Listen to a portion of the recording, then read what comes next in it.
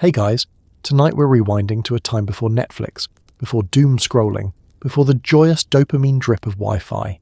The world of the 1950s family living room. Imagine a universe where the home entertainment system was a wooden box the size of a dishwasher tuned by whacking it. Where family bonding meant surviving Monopoly without tears, and social media meant the neighbours peeking through your drapes. Before you get too comfortable, do me a favour and like this video and subscribe, but only if you actually enjoy what I do here. Drop a comment telling me what you do to entertain yourself after 9 PM, and what decade your soul truly belongs to. For some of you, it's probably still 1987. Now dim those lights, put on a fan for the perfect white noise, and get cozy. Maybe even wrap up in a blanket like you're the star of a black and white sitcom. Let's pause for a second. Have you ever wondered how people survived Saturday nights without streaming, swiping, or arguing over the TV remote? How did anyone endure a board game marathon with siblings bent on psychological warfare? Did people really listen to the radio for fun, or was it just for the sweet, sweet static? How many household injuries were caused by hula hoops? What happens when your only screen time is staring at the wallpaper? Would you survive an evening being forced to mingle at a neighbourhood potluck, or would you fake your own fainting spell by 8:30 PM? Congratulations, you've just woken up in the American suburbs circa 1954. The only thing viral is the Jello salad, your phone has a cord, and the wildest group chat is happening in the kitchen face to face. Welcome to entertainment, 1950s style. Good luck. You're standing in the living room as your father wrestles a 200-pound box with rabbit ears through the front door. The entire family is gathered, watching breathlessly as he unveils the future, a flickering 12-inch black and white TV. There are only 3 channels. The picture is mostly snow, and someone has to hold the antenna at a perfect angle, usually you, sacrificing circulation in your left arm so everyone can watch I Love Lucy. Is this progress, or just another form of household labour? The air is electric, or maybe that's just static from the wool carpet, as everyone shuffles around, careful not to miss a single moment.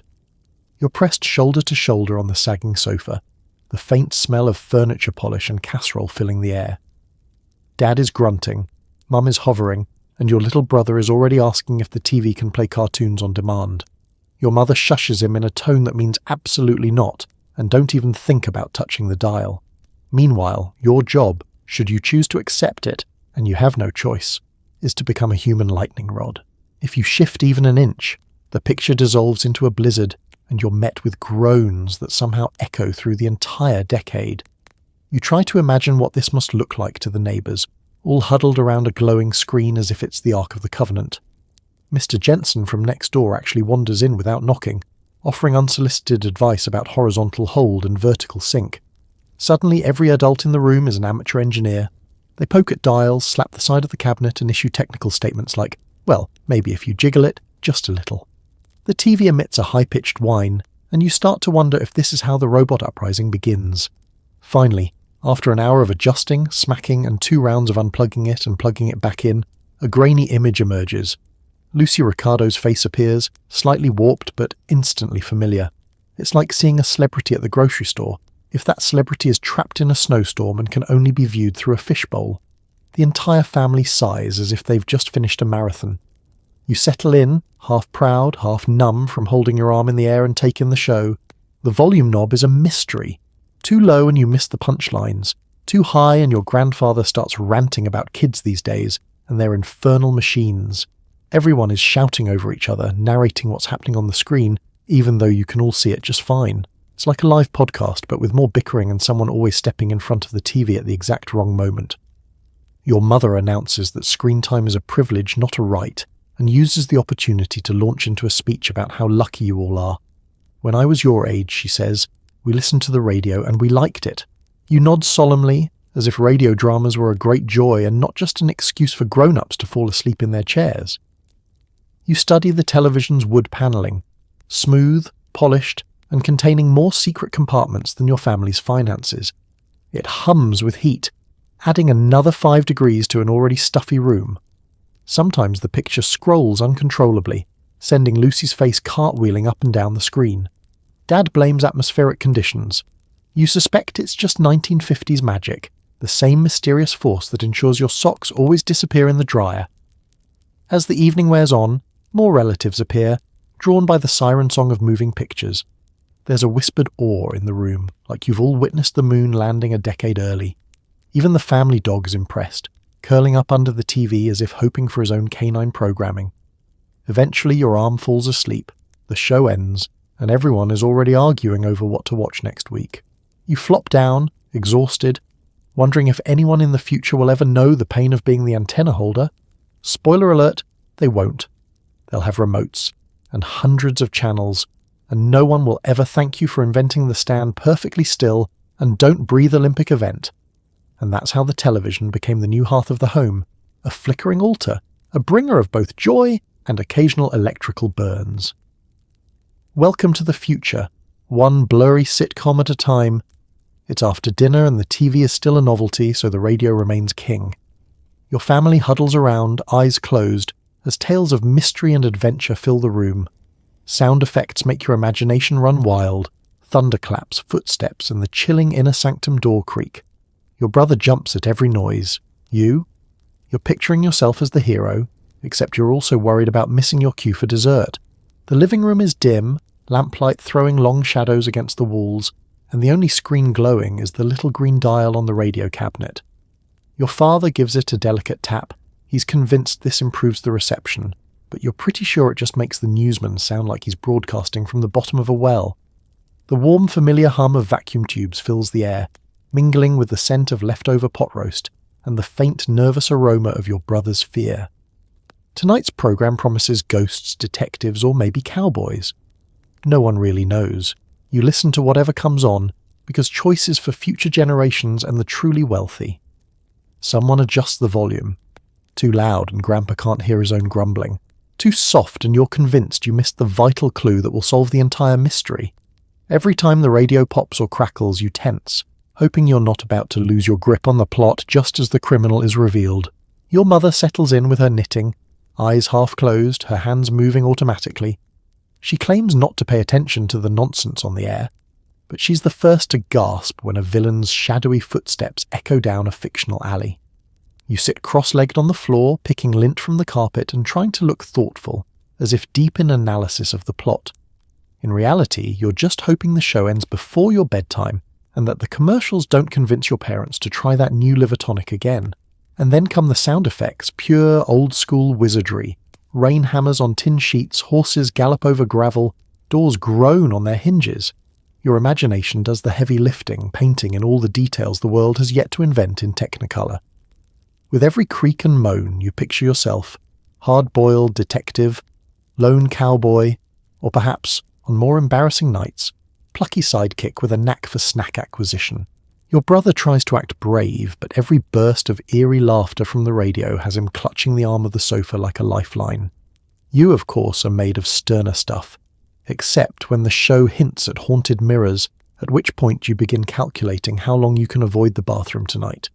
The grown-ups act unimpressed, but you catch your father's leg twitch every time a gunshot rings out.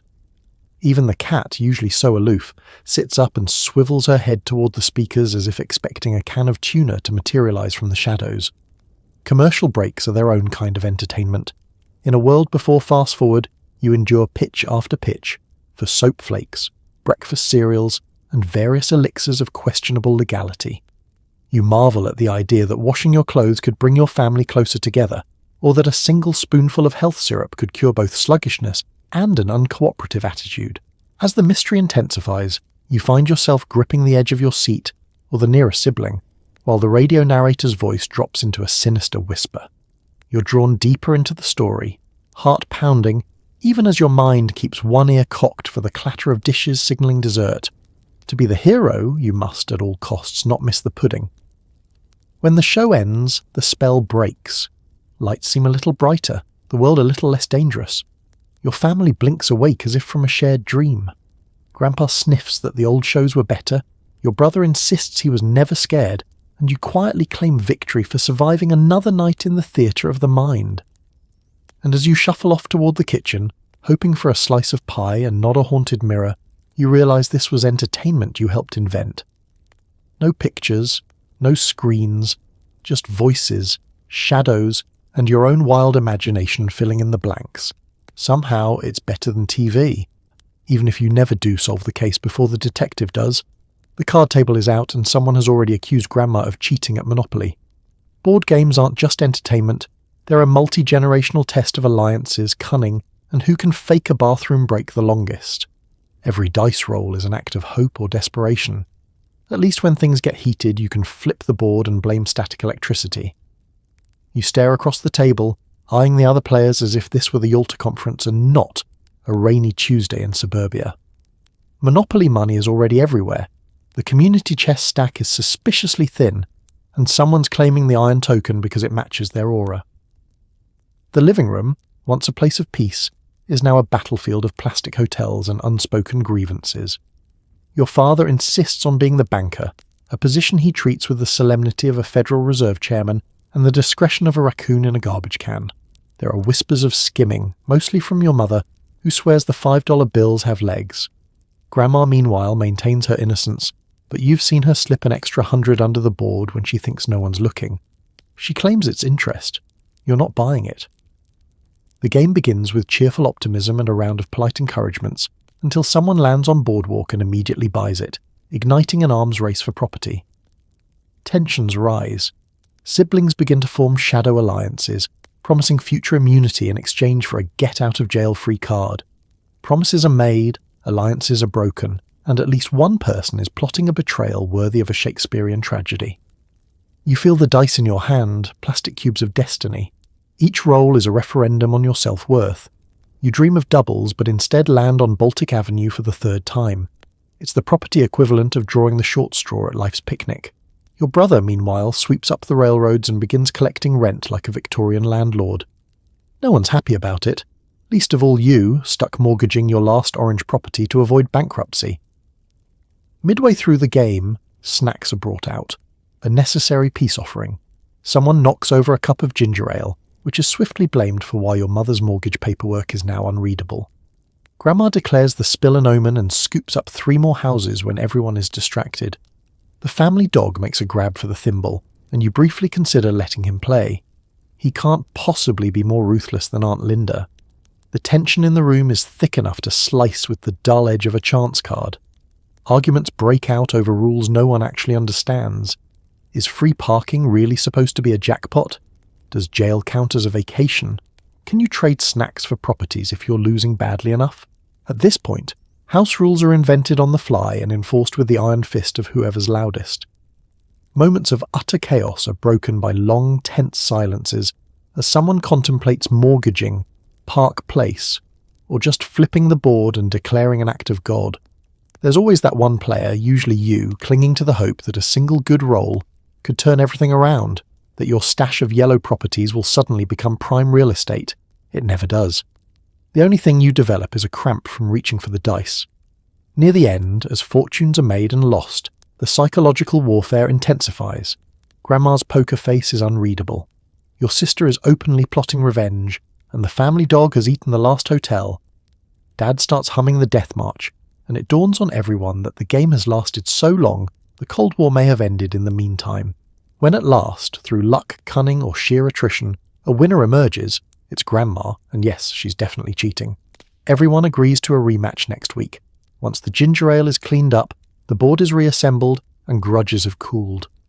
You put away the game, hands trembling from adrenaline and artificial sweetener, marvelling at the fact that this cardboard battlefield could spark more drama than any soap opera. And as you head off to bed, you promise yourself that next time you'll win, if you have to hide money in your sock drawer to do it. On rainy days, your living room transforms into a cardboard battlefield. The family tackles a 1,000-piece jigsaw, except your dad is secretly hiding edge pieces to assert dominance. There's a meditative rhythm to searching for that one piece of blue sky, punctuated by the existential dread that the dog ate 3 of them months ago. You gather around the coffee table, each armed with your own strategy. Your mother, a puzzle purist, insists on sorting by colour. She eyes your pile of mismatched pieces with suspicion, convinced you're the reason the cornfield is mostly purple. Your brother, ever the agent of chaos, grabs random handfuls and jams them together, declaring victory if anything connects, even if it means attaching part of a windmill to the sky. Dad hovers at the edge, waiting for his moment to swoop in and triumphantly click a piece into place. usually the piece you've been searching for since breakfast. The smell of rain drifts in from the open window, mixing with the slightly musty aroma of old puzzle boxes and yesterday's grilled cheese. The radio murmurs softly in the background, but all focus is on the shifting landscape of cardboard fragments. There's an unspoken tension as everyone jostles for prime table space, nudging elbows and issuing quiet threats about accidentally knocking the whole thing on the floor. Your role, as always, is corner detective.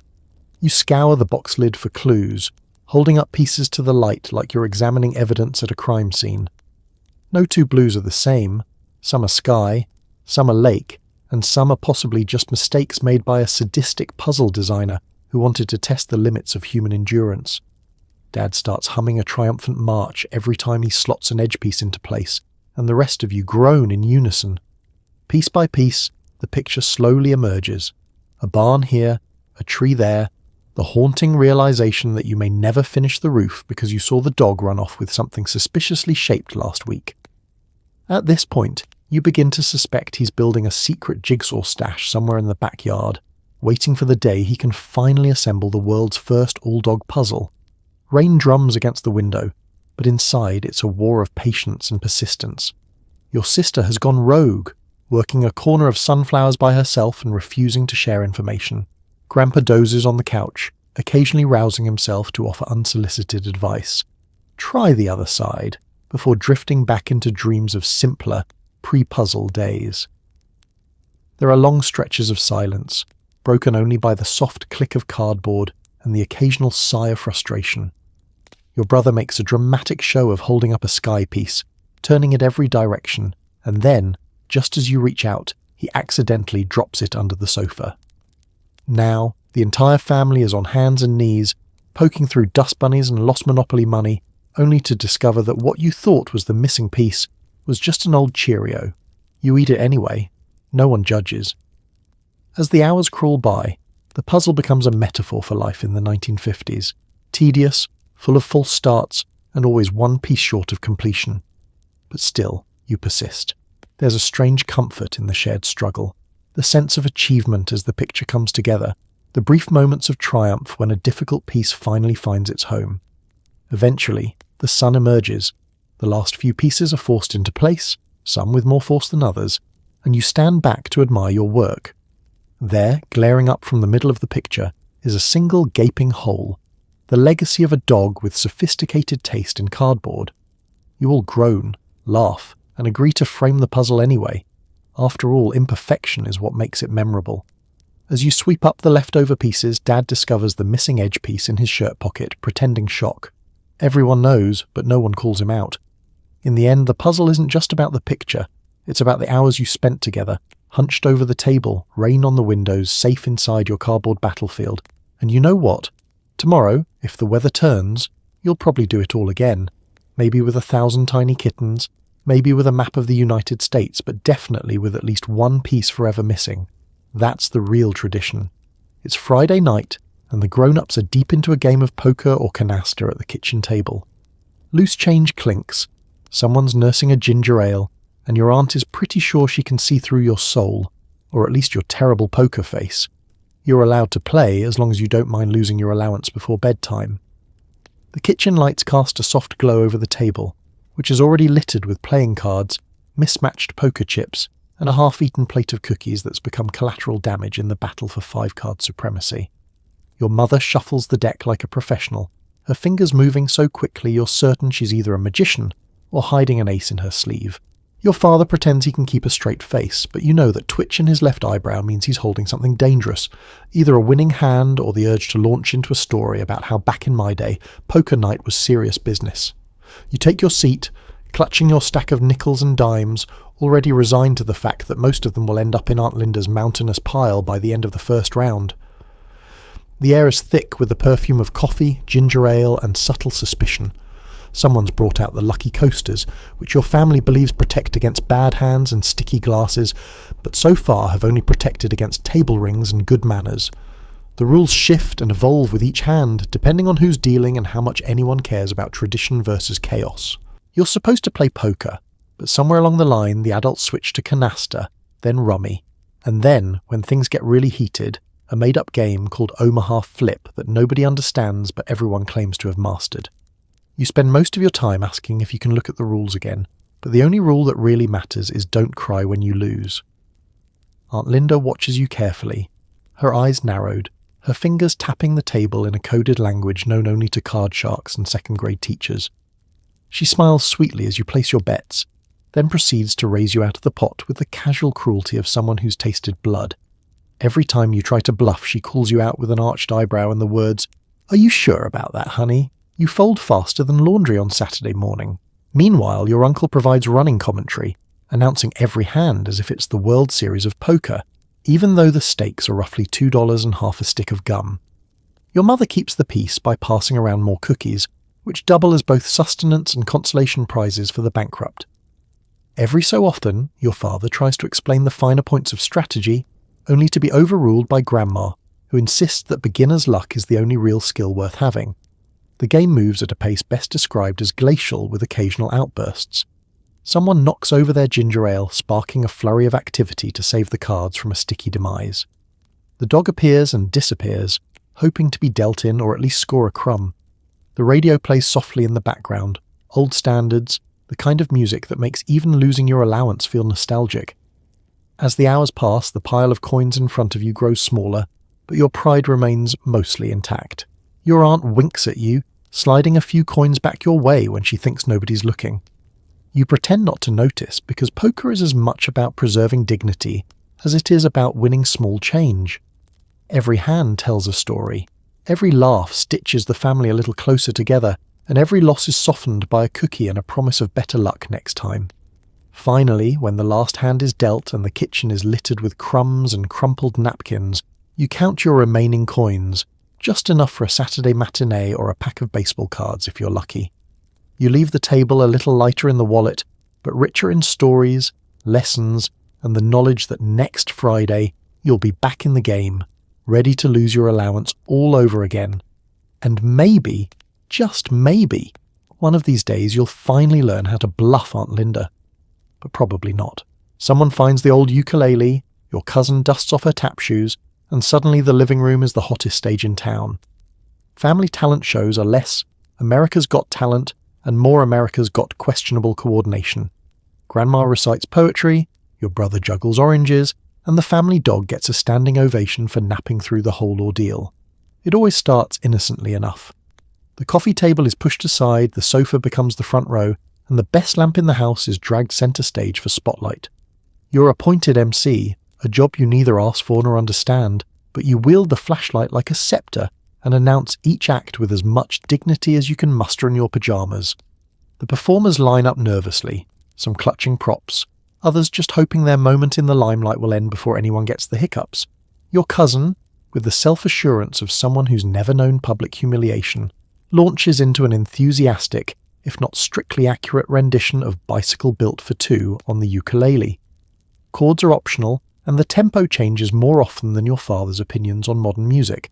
Nevertheless, the family claps along, partly in time and mostly in support.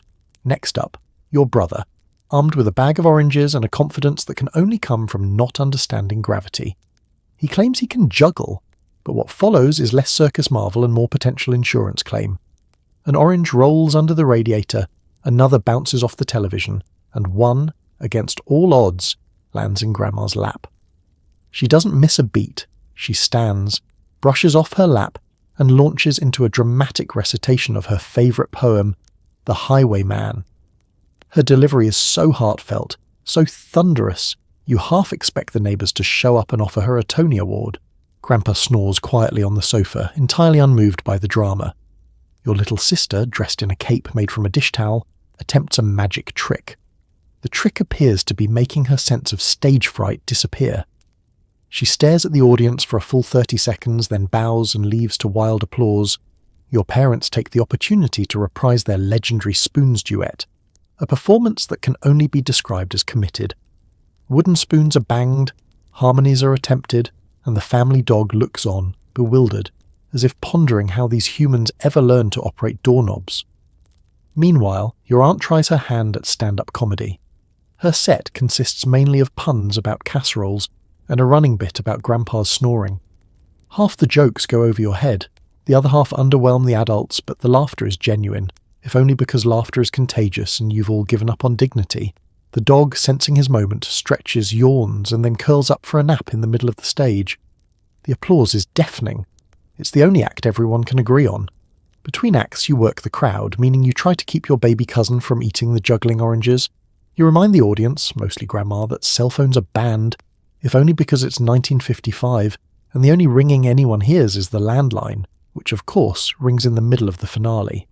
The show reaches its zenith with a family group number, inevitably off-key and lacking any formal choreography. You all belt out a patriotic tune or a slightly confused folk song.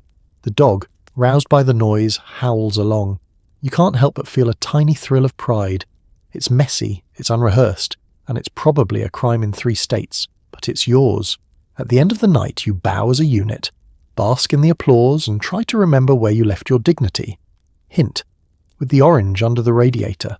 No golden buzzers, no confetti cannons, just the simple warmth of family, laughter echoing off the walls, and the knowledge that tonight the living room was a little brighter, a little louder, and a whole lot more alive.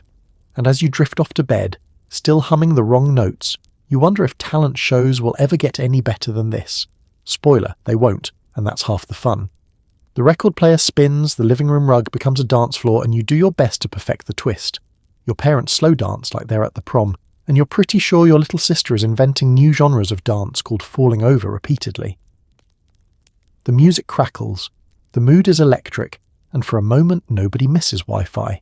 You can always tell it's a listening party night when Dad gets that gleam in his eye, the one that means he's about to lecture you on the proper way to handle vinyl, which, in his book, is like you're diffusing a bomb made of jazz and polka.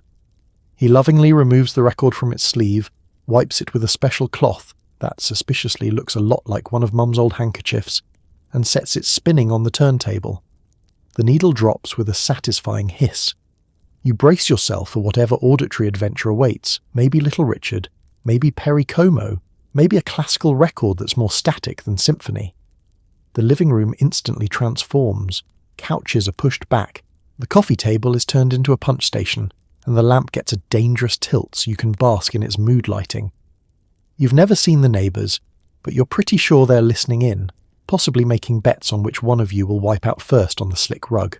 Mum turns the volume up to mildly rebellious, which is as close as she ever gets to living on the edge. The first song comes on, a jittery, toe-tapping hit, and Dad tries to teach you the twist. You watch his knees, which were last limber sometime around the Eisenhower administration, attempt to replicate the moves. Your own version is somewhere between a washing machine on the spin cycle and a startled squirrel. Your little sister spins and immediately wipes out, inventing the now classic floor flop. Nobody judges. In fact, everyone claps. Parents take their turn next, gliding in slow, steady circles. They move with a kind of dreamy nostalgia that can only come from having survived the great jitterbug of 1949. You try not to laugh when Dad accidentally steps on Mum's foot, and both of them pretend it never happened, even as she gives him a look that says, "If you do that again, you're sleeping on the porch." In the corner, Grandma keeps time with the music by tapping a teaspoon on her teacup, while Grandpa shouts out requests, none of which you own, or could play, or possibly even exist. There's always a debate over what record comes next. Everyone has a favourite. Your brother wants rock and roll, your mother wants something she can sing along to, and Aunt Linda is pushing for one of those nice instrumentals. The dog votes for anything quiet, preferably the sound of kibble hitting a bowl. After a spirited debate, and the threat of a filibuster from Dad, someone sneaks in a novelty record, the Purple People Eater, or a waltz that gets everyone attempting moves that should require a license and a waiver. The fun isn't just in the dancing, it's in the ritual. You all take turns flipping the record, marvelling at the cover art, and pretending you can tell the difference between side A and side B. At some point, a friendly competition erupts. Who can slide the farthest across the rug in their socks without taking out the lamp? Your little sister wins, skidding spectacularly into a pile of laundry, earning a standing ovation. Between songs, everyone flops onto the couch, panting and giggling, and Mum passes around root beer floats. The record spins lazily, music drifting through the house, settling in every nook and cranny like a memory you'll always carry. It's loud, it's joyous, it's gloriously analogue. For a little while, the world outside disappears. No notifications, no screens, just music, laughter, and a parade of questionable dance moves. You don't realize you're making the kind of memories you'll talk about for years. In this moment, the only thing streaming is sweat, and the only Wi-Fi anyone needs is a high five after a successful slide. And as the last record plays and you tumble into bed, your head full of music and the lingering warmth of family, you realize it was the best party in town. Right there on your own living room rug, socks and all. You're roughing it, sort of. The family sets up a tent in the backyard, roasts marshmallows over a charcoal grill, and tells ghost stories that suspiciously feature next-door neighbours. The stars above are just out of reach, and so is the bathroom, but the thrill of survival comes from making it through a night without a flashlight or snacks. Preparation for the big adventure begins with a heated debate over tent placement. Your dad insists on the flattest part of the yard, which means you're right next to the sprinkler head. Your brother claims the high ground by the fence, certain it'll keep away wolves. Translation, Mrs. Jenkins' poodle. Mum just wants the tent far enough away from her hydrangeas to avoid another incident. By the time it's up, the stakes are crooked, the rain flies backward, and nobody can figure out how to zip the door without pinching someone's fingers. Supplies are gathered with the solemnity of an Arctic expedition. Pillows, sleeping bags, and an army of flashlights, none of which actually have working batteries. Dad promises it will build character. You're starting to suspect it's just building blisters. There's an unspoken understanding that the garage door will remain unlocked just in case. Your little sister arrives with a suitcase full of stuffed animals, none of which are prepared for combat. As dusk settles, the backyard transforms. Shadows lengthen, the grill sizzles, and the fire pit, fashioned out of an old wheelbarrow and a lot of optimism, becomes the centerpiece. Dad takes over marshmallow duty, wielding the skewers with the bravado of a medieval knight. There's always one marshmallow that erupts in flames, which is the signal for everyone to wave their hands and yell advice, all of it wrong. You perfect the art of pretending to enjoy a charred marshmallow, while secretly hoping for a golden brown one next round. The stories start as soon as the last sticky fingers are wiped on someone else's sleeping bag. They're supposed to be scary, but everyone knows the real horror is the possibility of having to use the outdoor hose as a bathroom in the middle of the night. Your father's tales always end with a slow dramatic, and then the ghost was never seen again, except by Mr. Wilson, who still claims he saw it raking leaves. You try to act brave, but the combination of shadowy bushes and suspiciously rustling leaves has you clinging to your flashlight, dead batteries and all. Inside the tent, chaos reigns. Someone brought a deck of cards, but the tent floor is at a permanent slant, so every time you shuffle, half the deck disappears into the folds of the sleeping bags. Pillows are traded like commodities, with the most valuable spot being closest to the zipper, in case you need to make a break for civilization at 2 a.m. There's a mysterious lump under the tent floor, which everyone agrees is just a rock, but you secretly suspect is buried treasure. Or possibly the last piece of last summer's jigsaw puzzle. The suburban wilderness is alive with sounds, a distant car horn, the mournful wail of the train, and the unmistakable bark of Mrs. Jenkins's poodle, which somehow manages to sound both threatening and apologetic. You realise that the howl of wolves is really just the neighbour's television tuned too loud. Still, you clutch your flashlight just in case. By midnight, sleep is a negotiation. The tent is too hot, then too cold. Someone's foot is in your face, and your little sister insists her stuffed rabbit is afraid of the dark. Eventually, exhaustion wins out, and you drift off to the odd comfort of crickets, the soft whisper of the wind, and the certainty that you're a pioneer, at least until you wake up at 3 a.m., realise the bathroom is 20 feet away and might as well be across the Sahara, and decide that, actually, indoor plumbing is the greatest invention in human history. In the morning, you emerge victorious, rumpled, mosquito-bitten, and hungry for breakfast that tastes like smoke and triumph. You made it. Suburban survival, 1950s style, and next week you might even try camping in the living room. Now that's roughing it. Someone suggests charades, and suddenly it's every man, woman and child for themselves. Uncle Frank's idea of acting is indistinguishable from a medical emergency. Then comes telephone, where a simple phrase devolves into absurdist poetry by the time it reaches grandma. It's all fun until someone tries to mime Sputnik. There's a special kind of electricity in the air when parlor games are on the table, a mix of dread and anticipation. The coffee table is shoved aside, the living room becomes a stage, and everyone quickly discovers that family game night is just code for let's embarrass ourselves for 2 hours straight. The air smells faintly of popcorn, nervous sweat, and the musty old charades hat that only emerges for special occasions, like holidays and nights when the TV is broken. Charades is first. The hat is filled with scraps of paper scribbled in at least 4 different handwritings, half of which are illegible and the other half criminally vague. Someone pulls Gone with the Wind and spends the next 5 minutes twirling like a confused ballerina, while Grandpa shouts toilet at every performance, convinced it's the answer to everything.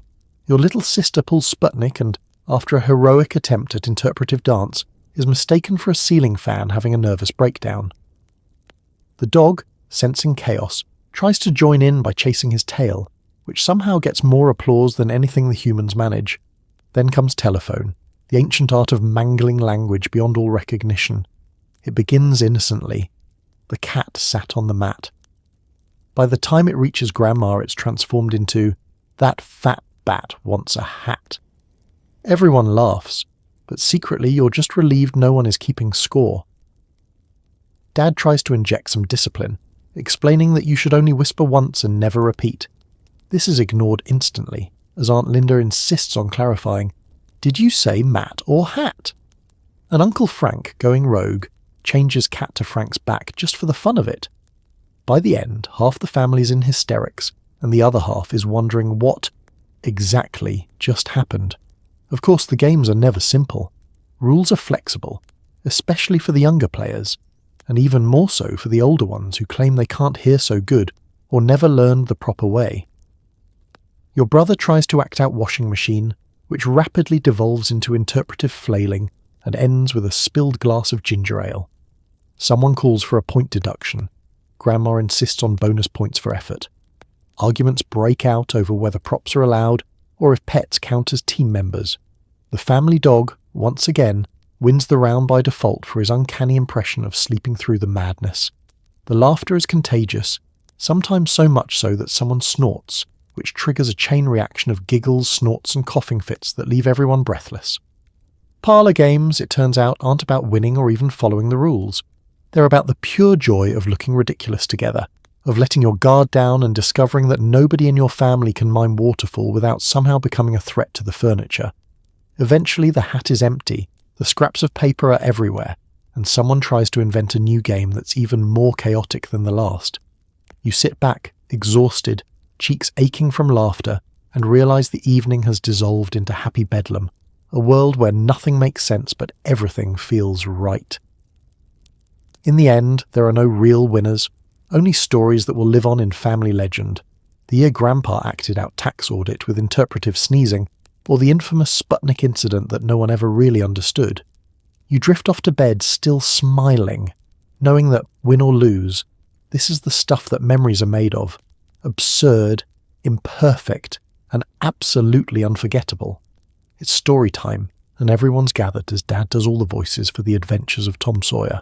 Someone always interrupts to ask what a steamboat is, and you quietly wonder how anyone survived this much togetherness. But the words paint worlds bigger than any screen. Dad sits at the head of the living room, book in hand, channeling his inner Mark Twain, or possibly his inner cartoon character, depending on the chapter.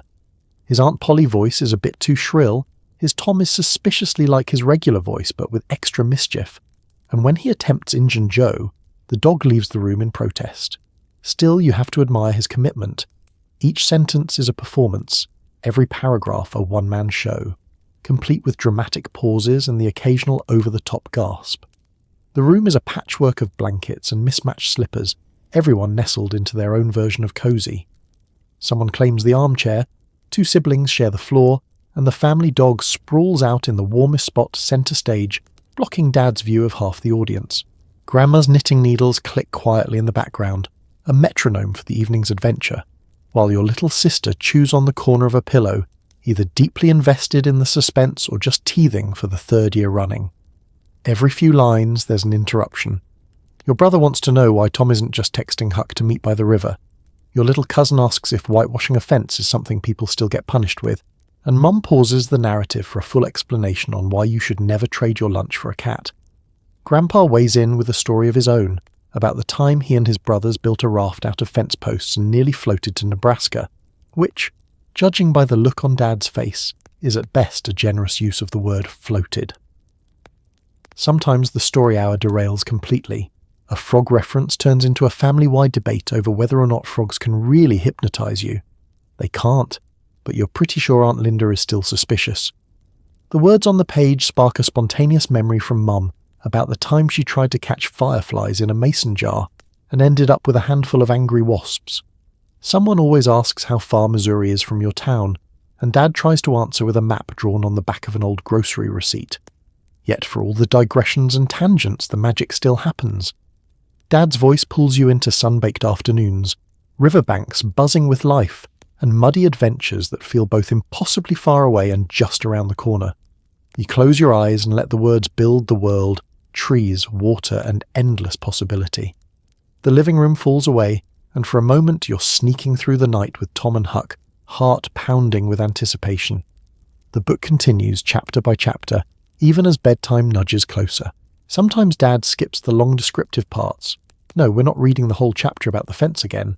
But always he brings the story to life with a wink and a knowing smile.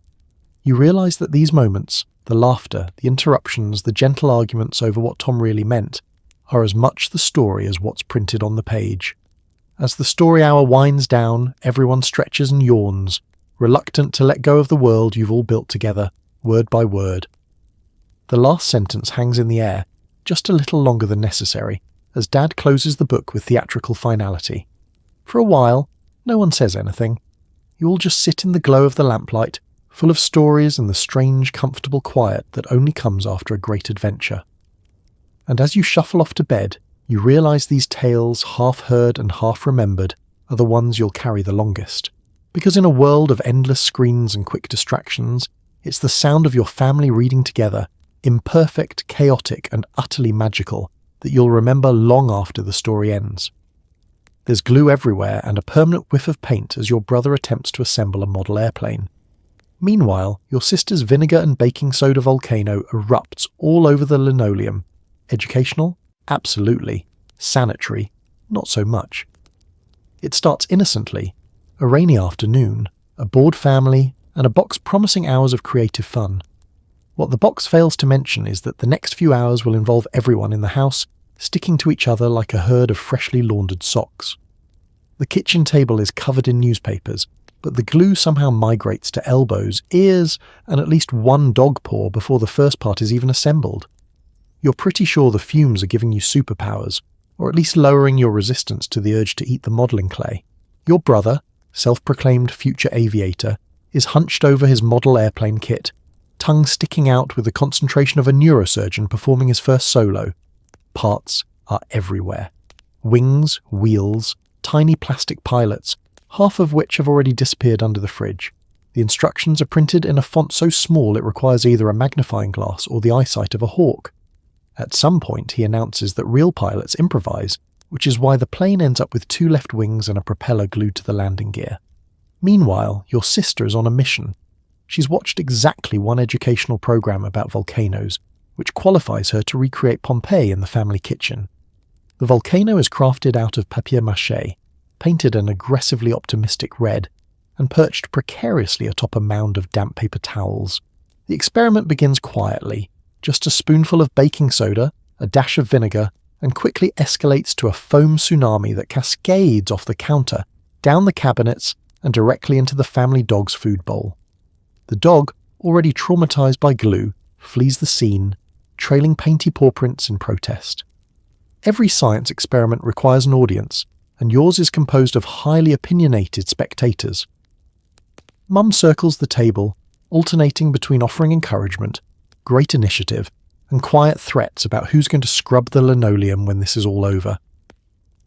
Dad, determined to help, spends 10 minutes looking for the good screwdriver and ends up using a butter knife to separate 2 pieces of stuck plastic. Grandpa, who has seen it all before, shakes his head and declares this is why men walked on the moon, instead of trying to build one in the kitchen. The air is thick with the tang of vinegar, paint, and ambition. You try to contribute, offering your expertise as chief sticker applier, only to realise you've accidentally glued your sleeve to the table. The instructions are long gone, possibly eaten by the volcano, or swept up with the last pile of model airplane shrapnel. Nobody cares. The joy is in the chaos, in the small moments of triumph when a wheel actually spins, or the volcano erupts higher than last time without hitting the ceiling. The results are rarely as advertised. The airplane's wings are permanently askew. The volcano, having run its course, collapses in on itself like a failed soufflé. But the sense of accomplishment is undeniable. You made something. You destroyed something. You learned that science is mostly failure and persistence, with a dash of vinegar and a whole lot of paper towels. Cleanup is a group activity, sort of.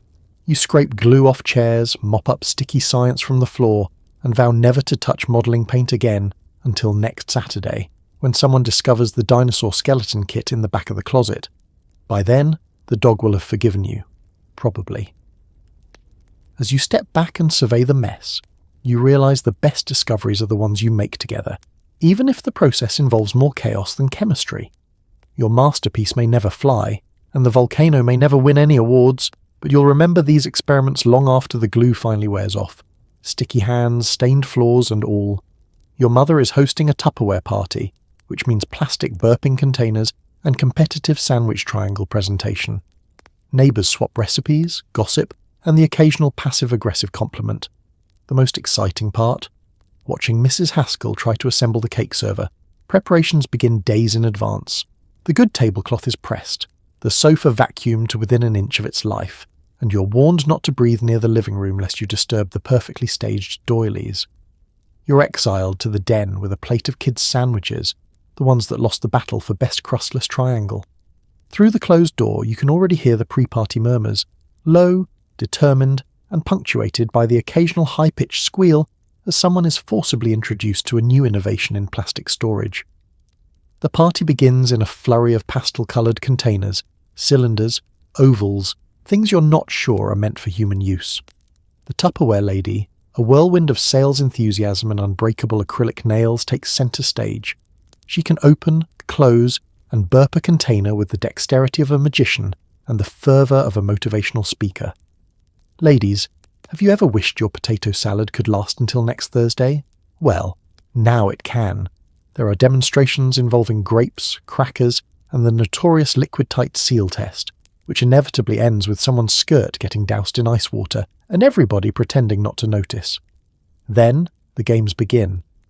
Prizes are offered for best sandwich arrangement, most creative jello salad, and, in an unspoken contest, most enthusiastic applause for the hostess.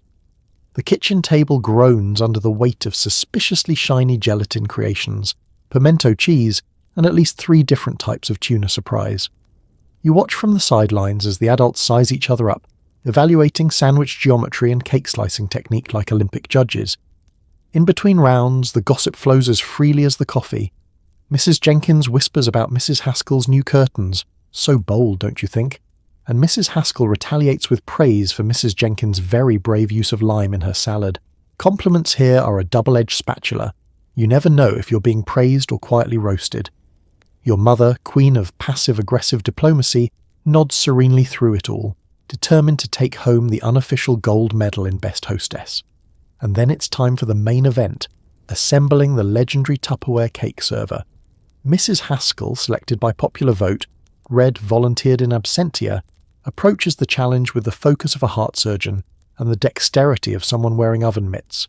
She turns the pieces over and over, consults the instructions, which appear to be written in Sanskrit, and finally, after a tense struggle, fits them together. The room erupts in polite applause as if she's just won the decathlon. No one mentions the extra screw on the table.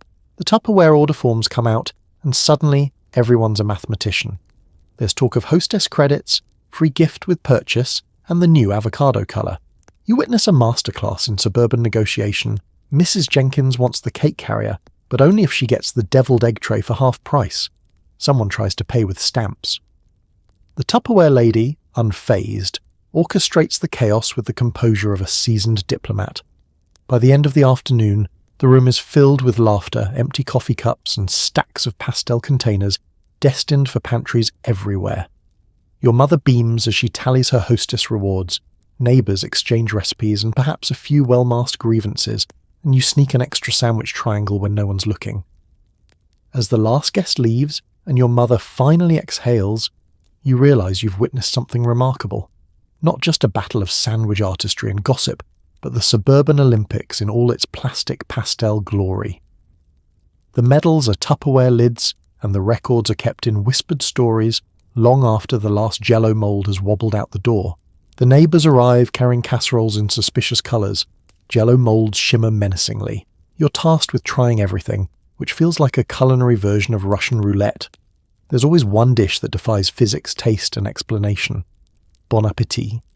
Preparation for a neighbourhood potluck begins days in advance with your mother poring over her trusty cookbook, agonising over which recipe says good neighbour without actually revealing any family secrets. Eventually she settles on her famous green bean casserole, a dish so sacred it's protected by 3 generations of vague instructions and at least one ingredient that nobody can remember buying. Meanwhile, you are assigned the critical job of carrying folding chairs across the yard and making sure the dog doesn't preemptively taste test any dishes. The backyard is transformed into a patchwork of lawn chairs, card tables, and an elaborate buffet assembled with the kind of optimism that can only come from Midwestern suburbia. There are salads in colours not found in nature: orange, neon pink, suspiciously electric blue. At the centre, the Jell-O mould stands tall and proud, wobbling with the promise of both dessert and scientific mystery. Someone's contributed a bowl of coleslaw so mayonnaise-heavy it could serve as both salad and emergency spackle. Each family makes their entrance with Tupperware in tow, exchanging greetings and thinly veiled food critiques.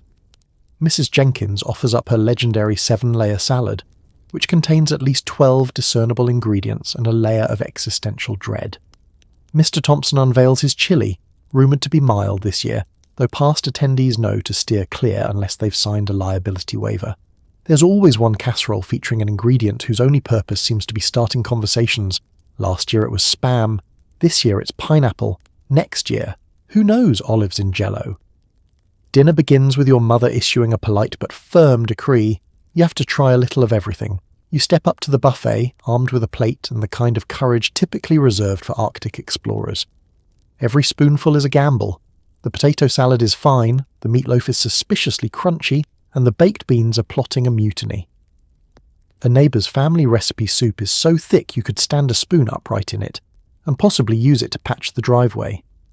Everyone tries to act casual, but the first bite of each dish is met with hushed anticipation. There's a subtle dance of eye contact and polite nods, all meant to disguise the question. Did you actually enjoy that? Or are you just saving face? Kids become experts at discreetly hiding unwanted bites under the edge of their plates, or offering trades to the dog, who is more than willing to sacrifice himself for the cause. Amidst the culinary chaos, conversation flourishes. Stories are swapped, lawnmower tips exchanged, and gossip flows with the lemonade. Mrs. Haskell regales the table with a tale about her pie winning 3rd place at the county fair, neglecting to mention there were only 3 pies. Grandpa spins a yarn about the time he accidentally ate squirrel stew at a potluck and lived to tell the tale. Dessert is its own high-stakes adventure. Pies, cakes, brownies, and the ever-present Jell-O, now with suspended marshmallows and what may be fruit or possibly buttons. You bravely sample everything, sugar rushing to your brain as you contemplate the limits of human endurance. As the sun sets and fireflies flicker, the buffet is picked clean, except for one dish that remains untouched. An enigma in a casserole dish. Someone pokes it with a fork, shrugs, and covers it with foil for later. You survive another round of neighbourhood culinary roulette, a little fuller, a little wiser, and ready to compare notes with your family on the walk home. Because in the end, the true flavour of a neighbourhood isn't found in any single dish, but in the wild, wonderful mix of people, stories, and questionable Jell-O. The backyard transforms into a sporting arena, where the real challenge is surviving Aunt Linda's backhand in croquet. Badminton rackets double as makeshift swords, and someone inevitably steps on a rake. Victory is measured in band-aids. You start the day with innocent intentions, a little fresh air, a few friendly matches, and maybe a pitcher of lemonade waiting on the porch. But no sooner have you staked out the croquet wickets and strung up a questionable badminton net than the competitive spirit takes hold. Family members emerge from the house like gladiators, sunscreen applied with the precision of war paint and sun hats perched at intimidating angles. The croquet mallets are handed out with solemn ceremony. Aunt Linda eyes her favourite, the blue mallet that, family legend insists is slightly weighted for optimal performance. She cracks her knuckles, stretches, and gives you a look that says, "Today, you learn." The wickets are driven into the lawn with a rubber mallet and a silent prayer that the groundhogs aren't home. Grandpa takes the first shot right into a flower bed. It's all about the angles, he claims, brushing off soil like a pro. Croquet begins in earnest, and with it, the subtle machinations of familial sabotage. Cousins collude, siblings strategize, and someone always accidentally kicks a ball further down the lawn, blaming it on the slope. Aunt Linda's backhand sends your ball ricocheting off 3 wickets and a garden gnome, drawing gasps from the crowd and a victory fist pump. The game quickly devolves from sport to survival, with shouts of house rules echoing across the yard. The dog weaves through the chaos, determined to steal at least one ball, or possibly a sandwich. Badminton is up next. The rackets are a motley assortment of battered plastic and twisted metal, strung together with more hope than actual string. The birdie, last seen in good condition during the Truman administration, is slightly lopsided and makes a whistling sound as it flies, assuming anyone manages to make contact. Your brother insists on serving underhand, claiming it's more authentic, then immediately tries to spike the birdie directly into the lemonade pitcher. Very quickly, the rules become optional. Badminton rackets double as swords, shields, or tools for corralling rogue croquet balls. Sibling alliances crumble as someone accidentally smacks Grandpa's hat off, sparking a dramatic family feud that lasts until lemonade is served. The dog, now wild with excitement, leaps for the birdie and snatches it mid-air, earning a standing ovation and a permanent spot on the highlight reel. Then, the inevitable. Someone steps on a rake. The victim, usually you, lets out a yelp as the handle pops up, cartoon style, catching you right on the shin. Aunt Linda immediately offers first aid in the form of a half-used band-aid and a stern lecture about paying attention to your surroundings. Grandpa laughs so hard he nearly spills his lemonade, while the rest of the family solemnly tallies up the day's injuries on the back of a paper plate. Despite the chaos, there are moments of real triumph, a perfect shot through 3 wickets, a rally in badminton that lasts more than 2 volleys, a dog that doesn't eat the birdie for once. As the sun dips lower, the backyard is littered with scattered balls, lost shuttlecocks, and the occasional sandal abandoned in the heat of competition.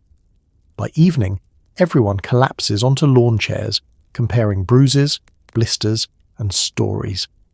Band-aids are handed out like medals, lemonade is poured, and even Aunt Linda manages a smile as she surveys her domain, queen of the croquet court and undisputed champion of competitive backyard sports.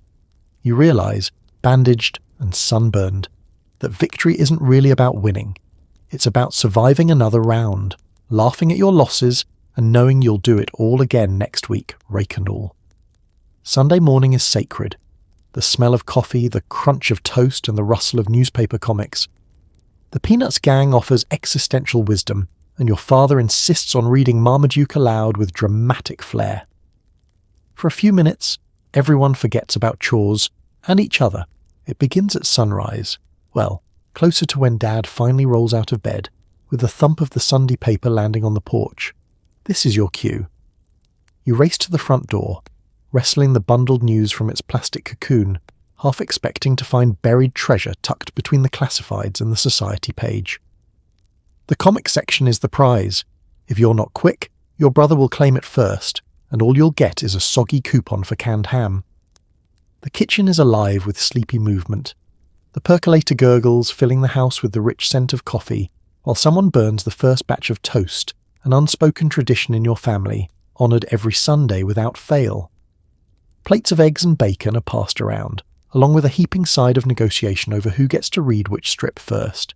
There are rules. Calvin and Hobbes belongs to the person who found the funnies, while Garfield is reserved for the first person to actually laugh at Dad's puns. Dad assumes his place at the head of the table, comics in hand, voice at the ready. He doesn't just read Marmaduke, he performs it, giving the giant dog a tragic hero's gravitas and bestowing each supporting character with a questionable accent. The jokes are simple, but Dad's delivery is anything but. He savours the punchlines, drawing out every groan and giggle, determined to wring maximum mileage out of every panel. The Peanuts gang provides the background philosophy for your morning, Charlie Brown's eternal hope, Lucy's sharp-edged wit, Linus and his security blanket, they're all there, as familiar as the taste of grape jelly on toast. For a few golden minutes you inhabit their world. You too worry about kite-eating trees and the futility of life's little disappointments. Snoopy's adventures remind you that sometimes it's okay to nap through the hard stuff. Meanwhile, negotiations rage on for the rest of the comic pages. Your little sister wants the spot the difference puzzle, Mum wants to read Family Circus for the slice-of-life humour, and Grandpa claims Beetle Bailey reminds him of real army life, even though you're pretty sure his military service was limited to peeling potatoes at summer camp. The family dog waits patiently under the table, hoping someone drops a crumb, preferably in the shape of Dagwood's sandwich. Inevitably, someone spills orange juice, soaking a corner of the comics, and an emergency rescue operation is launched. There are strict rules for this. Blot, don't rub, and if all else fails, blame the cat. The mishap becomes another story in the family's ever-growing archive of breakfast disasters, ranked somewhere between the eggshell omelette incident and the day the toaster caught fire. By the time the last joke is read and the last bit of jam scraped from the jar, the mood in the kitchen has shifted. The list of chores remains, but for now everyone is united by a shared sense of gentle amusement and the temporary suspension of Sunday responsibility. Dad sets the comics aside with a satisfied sigh, Mum begins plotting the day's errands, and you sneak one last glance at the punchline, savouring the feeling of a world neatly wrapped up in 3 panels or less. As the table clears and the real day begins, you realise these moments are the glue that holds the week together. The comics may be black and white, but the memories are vivid, sticky, sweet, and a little bit crumpled around the edges. And as you shuffle off to start your chores, you're already looking forward to next Sunday, when the paper thumps on the porch and for a few precious minutes, everyone's only job is to laugh. You're conscripted into a tap-dancing duet or an off-key rendition of Home on the Range. Rehearsals involve more glitter than is legal, and a dangerous amount of parental ambition. The only thing more terrifying than performing is being caught not participating. It all starts innocently enough, a note sent home from school with the sort of cheerful language that barely conceals its true purpose, press-ganging every child in the district into a talent show. Your parents beam as they read the letter, their minds already spinning with visions of you as the next Shirley Temple or Gene Kelly. Meanwhile, you stare at the sign-up form like it's a draft notice, praying that the teacher forgets you exist. Spoiler, she won't. Soon, the living room is transformed into a training facility. Furniture is pushed aside, the rug is rolled up, and you're surrounded by a sea of rhinestones, sheet music, and the faint aroma of stage fright. Mum takes charge of costumes, convinced that no performance is complete without sequins. She wields the glue gun like a seasoned general. By the end of the night, everything you own, including the family cat, is covered in a light dusting of sparkle. Rehearsals are daily and brutal. If you're lucky, you're paired with your best friend. If you're not, it's your sibling, which guarantees a duet heavy on bickering and light on harmony. The first run-through of your song sounds like a cat and a trombone are locked in mortal combat. Your dance routine is only slightly better, and you quickly realise that tap shoes are designed to amplify every mistake at maximum volume. The neighbours consider filing a noise complaint. Parental ambition is a force of nature. Dad insists on running the lights, for atmosphere, which mostly involves flicking the switch on and off until someone yells. Mum critiques your posture and breath control, despite having never danced a day in her life. Your little sister offers unsolicited advice from behind her juice box, and the family dog attempts to join in, adding an improvised solo that involves chasing your tap shoes across the living room. Every rehearsal is punctuated by costume malfunctions. Rhinestones fall off mid-twirl, suspenders snap, and someone's bow tie is lost to the vacuum cleaner. Your stage makeup is applied with all the subtlety of circus paint. Your cheeks glow brighter than the school's exit sign, and your hair is shellacked into a helmet that could survive a hurricane. The dress rehearsal goes sideways when you forget the lyrics, panic and tap dance off stage, into the arms of the school janitor. The days leading up to the big night are a blur of nerves, regret and increasingly desperate pep talks. You dream of elaborate escape plans, but Mum reminds you that it builds character and you'll laugh about this someday. The idea of laughter feels distant, like a mythical land only visited by children who can actually keep time. When the night arrives, the school auditorium is packed. Parents jostle for camera angles, teachers hover with clipboards, and the principal reminds everyone to be supportive. Translation: please clap even if it's a disaster. Backstage, the energy is feverish. You run through your routine one last time, suddenly blank on all the lyrics you've rehearsed 1,000 times. And then you're on stage, lights blinding, palms sweating, feet moving almost on their own. The routine goes by in a flash, a few missed notes, some offbeat shuffles, and one heroic recovery when your partner nearly trips over the microphone cord. At the end, you bow, heart racing, as the applause washes over you. A tidal wave of relief, pride, and the sudden urge to never perform again. But as you collect your bouquet of construction paper flowers and glitter, you realise something magical. You survived. You might even, though you'll never admit it, do it all again next year. Rhinestones, regrets, and all. The family phone, anchored to the kitchen wall and equipped with a 10-foot cord, is the epicentre of local intelligence. You learn more about your classmates from your mother's quick calls than from a semester at school. Eavesdropping is a sport, and privacy is a concept for the future. It's a rite of passage. The phone rings with a thunderous clatter, and every member of the household springs into action. Your mother is always the fastest. Her hand a blur as she lifts the receiver and expertly tucks it between chin and shoulder. Instantly, her voice softens into the special register, reserved for serious information gathering lower than usual, with just a hint of dramatic suspense. "Oh, hi, Edna. How are you?" "Oh, I hadn't heard that. Tell me everything." The phone is not just a communication device. It's a landline lifeline, a hotline for news, rumours, and tactical dinner coordination. The 10-foot cord snakes through the kitchen like a sentient noodle, tangling chairs, pets, and small children in its path. If your mother paces, the cord follows, trailing flour from the counter and forming an accidental tripwire for the unsuspecting. To pick up the phone in mid-conversation is to risk both wrath and immediate public embarrassment. "I'm on the phone." Hang up. You and your siblings become stealthy operators, slipping silently into the kitchen on socked feet, pretending to rummage for snacks as you listen in. You perfect the art of the slow-motion cupboard open, stretching the crinkle of a potato chip bag into a 2-minute background noise operation, while gleaning the hottest gossip on the block. You learn the subtle code words: she's expecting visitors, unexpected in-laws, he's under the weather, missed work again, they're taking some time apart, expect drama at the next church potluck. Mum's phone calls double as a bulletin board for everything that matters: birthdays, bake sales, and Mrs. Jensen's disastrous attempt at a home perm. No detail is too small, and no piece of information is ever truly lost. The conversation always starts as a quick call, but inevitably drifts into marathon territory. You watch as the coffee cools and the dog gives up hope of ever retrieving his food bowl from behind the cord barricade. Every now and then, you hear your own name drift through the air, an instant adrenaline spike. Is it about your spelling test? The time you accidentally locked yourself in the bathroom? You crane your neck, straining to hear, only to be met with a suspicious pause. Your mother's eyes meet yours, narrowing as she realizes she's got an audience. She covers the receiver and says, "Go play outside." Translation: this part is above your clearance level.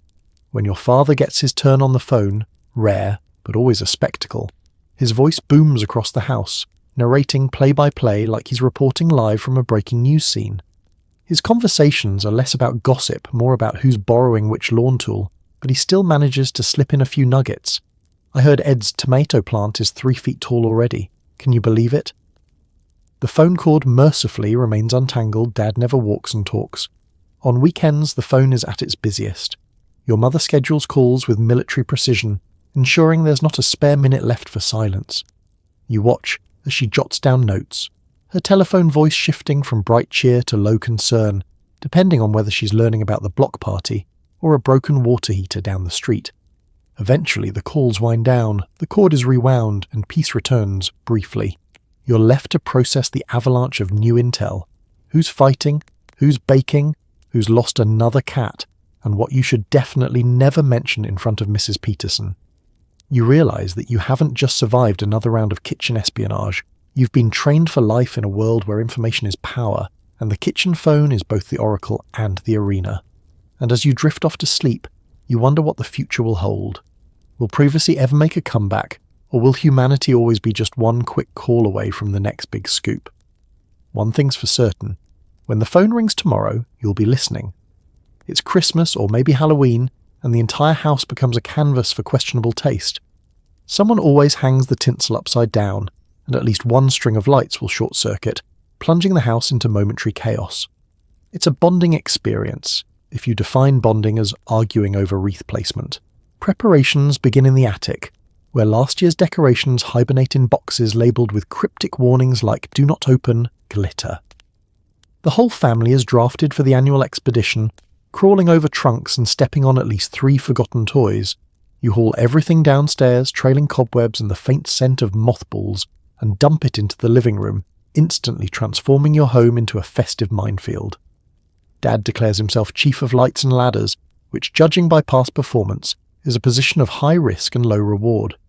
He spends half an hour untangling a Gordian knot of lights, while muttering about the good old days when one bulb blew out the whole strand and you just accepted darkness as part of the decor. Mum takes charge of aesthetic oversight translation, rearranging everything you touch. She gives orders like a general on a tinsel-strewn battlefield. No, the reindeer goes in the centre window. No, not that centre, the other centre. Every ornament tells a story, and none of them are pretty. There's the clay snowman you made in kindergarten, lumpy and missing an arm. The mysterious pinecone Santa that nobody remembers making but appears every year, and an assortment of glass baubles with more cracks than actual surface area. Your little sister is in charge of hanging these, always clustering them on a single branch until the tree leans noticeably to the left. You valiantly try to spread them out, sparking a silent tug-of-war over placement that escalates until someone's exiled to garland duty. Stringing the lights is the main event. Dad, armed with a step stool and a wild sense of optimism, insists he doesn't need help. 10 minutes in, he's balancing on one foot, yelling for someone to hold the ladder steady, which usually means watch me almost fall and do nothing.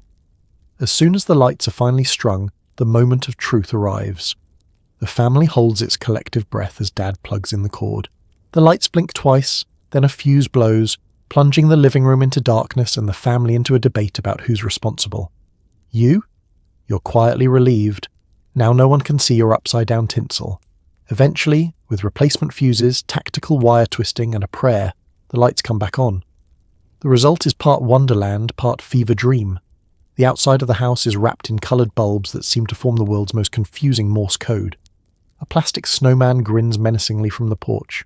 Halloween? The scene is the same, only with more fake spiderwebs and pumpkins carved to resemble your least favourite relatives. Amidst the chaos, the best traditions emerge. Somebody puts on holiday music, loud enough to drown out arguments. Cocoa and cookies appear, usually right as someone threatens to abandon the whole project and run away to Florida. You all pile outside to admire your handiwork, bundled in mismatched scarves, mugs steaming in the cold air. Dad squints, declares it almost perfect, and Mum immediately moves the wreath just one more time. When night falls, the glow from the house can be seen from down the street, a beacon of festive defiance. Cars slow down to admire your handiwork, or to check if the house is actually on fire. Inside, you curl up with your family, basking in the light of your collective effort, and, if you're lucky, not too much actual heat from overloaded sockets. In the end, the decorations are crooked, the tinsel uneven, and at least one ornament is lost to the vacuum forever.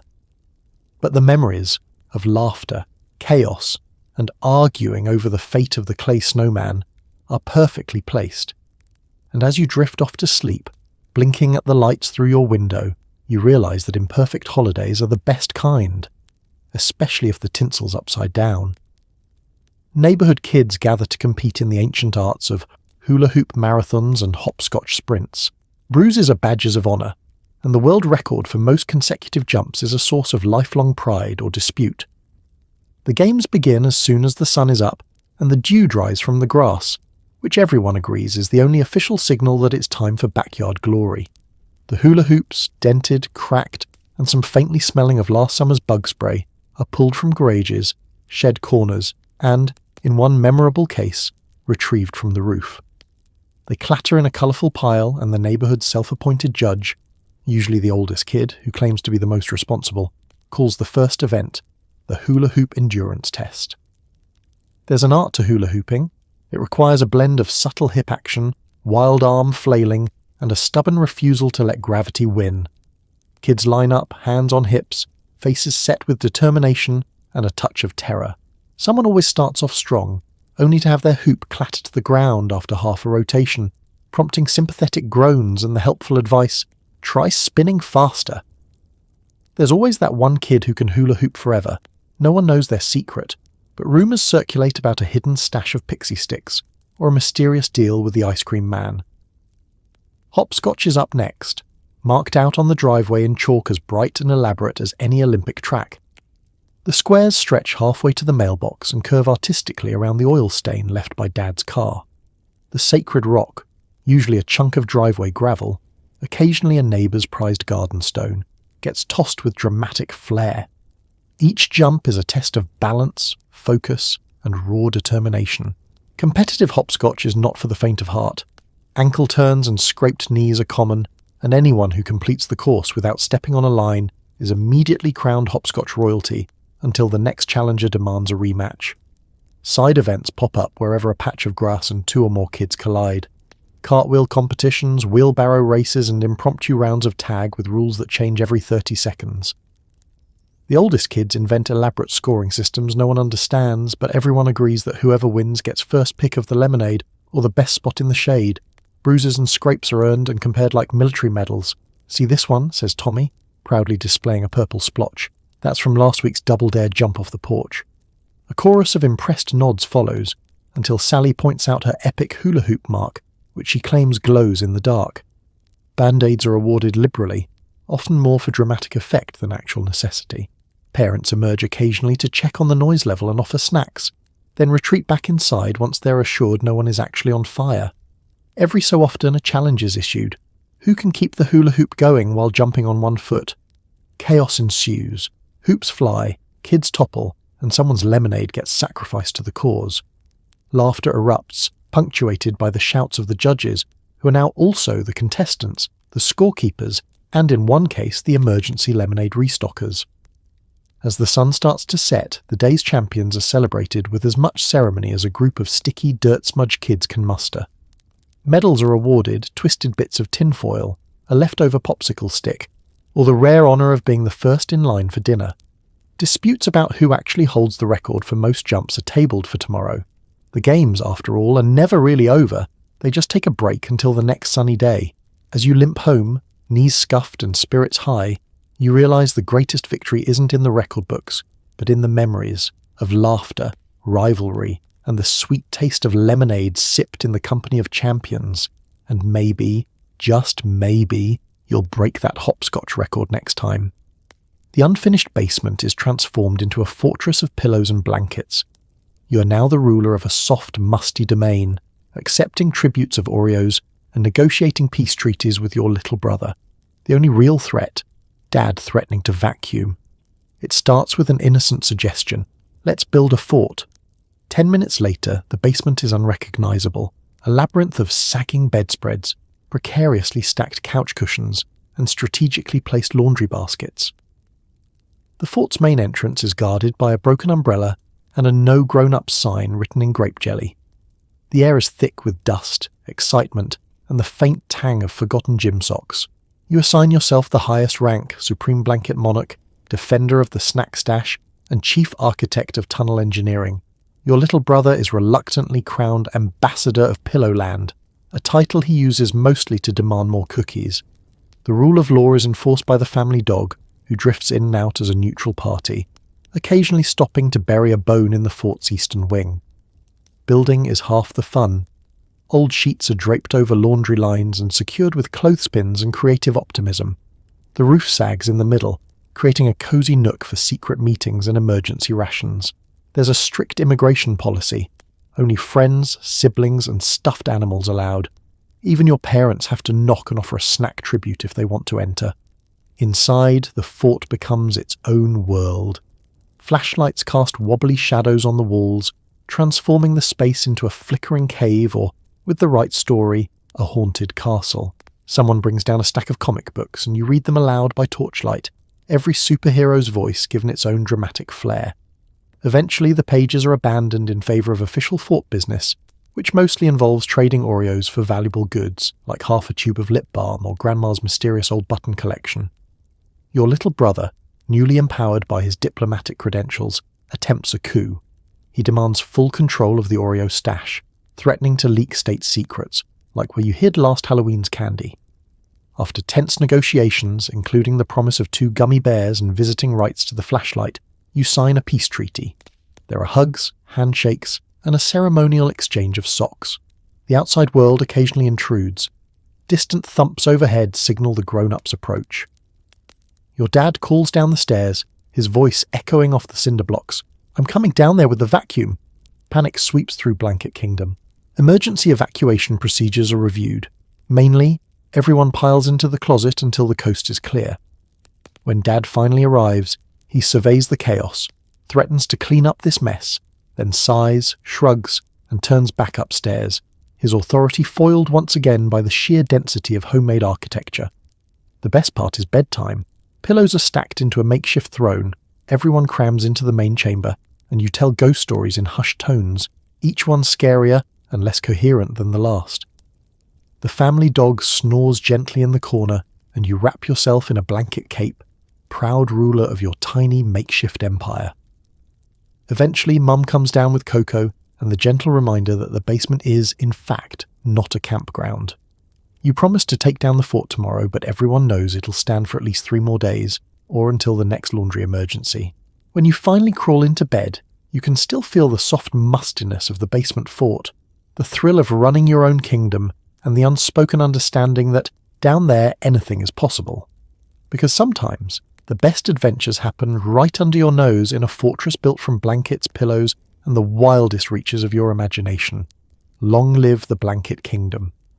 On special nights, your parents wheel out the film strip projector for a thrilling journey through topics like how a bill becomes a law or proper toothbrushing techniques. The film jams, the bulb burns out, and suddenly everyone's gathered around a flashlight telling far scarier stories.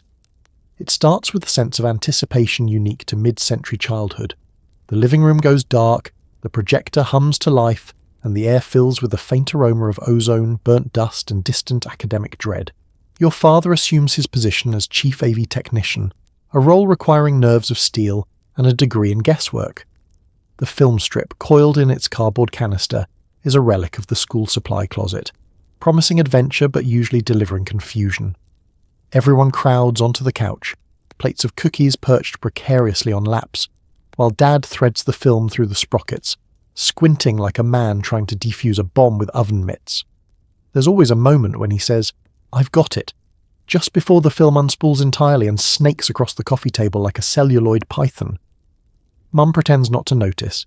She's seen the show before. At last, the first slide appears. The miracle of pasteurization. The narrator's voice, dusty and distant, instructs you to wait for the beep before advancing. The family stares, transfixed, as cows and dairy factories flash by in glorious Kodachrome. Someone, usually you, is in charge of advancing the film with the little knob. This is a position of immense power and absolutely no responsibility. Inevitably, you twist it too far, skipping 3 slides and launching the story from cow to shipping logistics with whiplash-inducing speed. Tension mounts as the bulb begins to flicker, the film hesitates, and the narrator's voice drones on about enzymes. In the back row, your siblings pass notes and experiment with shadow puppets, an art form refined over years of elementary school boredom. Your little sister's rabbit impression gets more applause than the film's diagram of the digestive system. The projector grows hotter, emitting a faintly alarming crackle. The dog, suspicious of the whirring machine, hovers protectively under the coffee table, ready to leap to safety should things take a turn for the catastrophic. And take a turn it does. Halfway through, adventures in civic responsibility, the film jams, catching fire for a split second before Dad snuffs it out with a dish towel. Everyone gasps. The room plunges into darkness, punctuated only by the hum of the projector and the scent of singed celluloid. This is the moment you live for. A technical mishap that transforms the evening from educational to legendary. Mom, never one to miss an opportunity, produces a flashlight. Now the living room is bathed in ghostly shadows.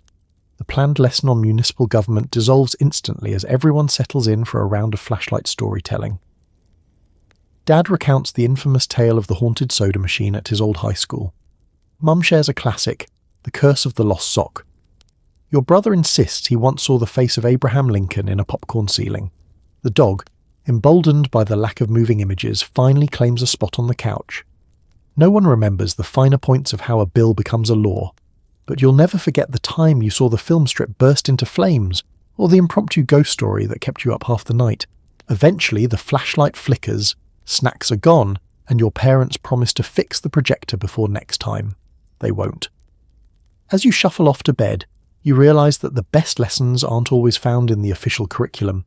Sometimes it's the chaos, the jammed film, the shadows, the laughter in the dark that makes a memory. And if you're lucky, you might just get out of brushing your teeth for one night, which feels like the greatest educational achievement of all. The car is loaded, the map is upside down, and Dad refuses to ask for directions. Sunday drives are about seeing America, which mostly means getting lost in your own zip code and arguing about whose turn it is to pick the radio station. Preparation begins with the optimistic belief that this time the outing will be different. Dad announces the plan, let's go for a drive, as if the family is embarking on a cross-country odyssey, not just circling the suburbs in a 6-year-old sedan with dubious brakes. Mum packs snacks and tissues just in case, which experience says is code for someone will spill orange soda on the upholstery before we hit the main road. The first challenge, getting everyone in the car. Siblings squabble over window seats, Grandma calls dibs on the only functional seatbelt, and the dog circles twice before deciding to wedge himself directly behind Dad's seat, where he can pant ominously into the rearview mirror. The family piles in, doors slam, and the engine coughs to life, an automotive starter pistol for the adventure to begin. Dad clutches the steering wheel with purpose and bravado. He consults the map, which is a relic from the Eisenhower administration, its folds permanently creased into a cryptic origami. I know a shortcut, he says, words that send a chill down your spine and a flicker of concern across Mum's face. The map is, of course, upside down.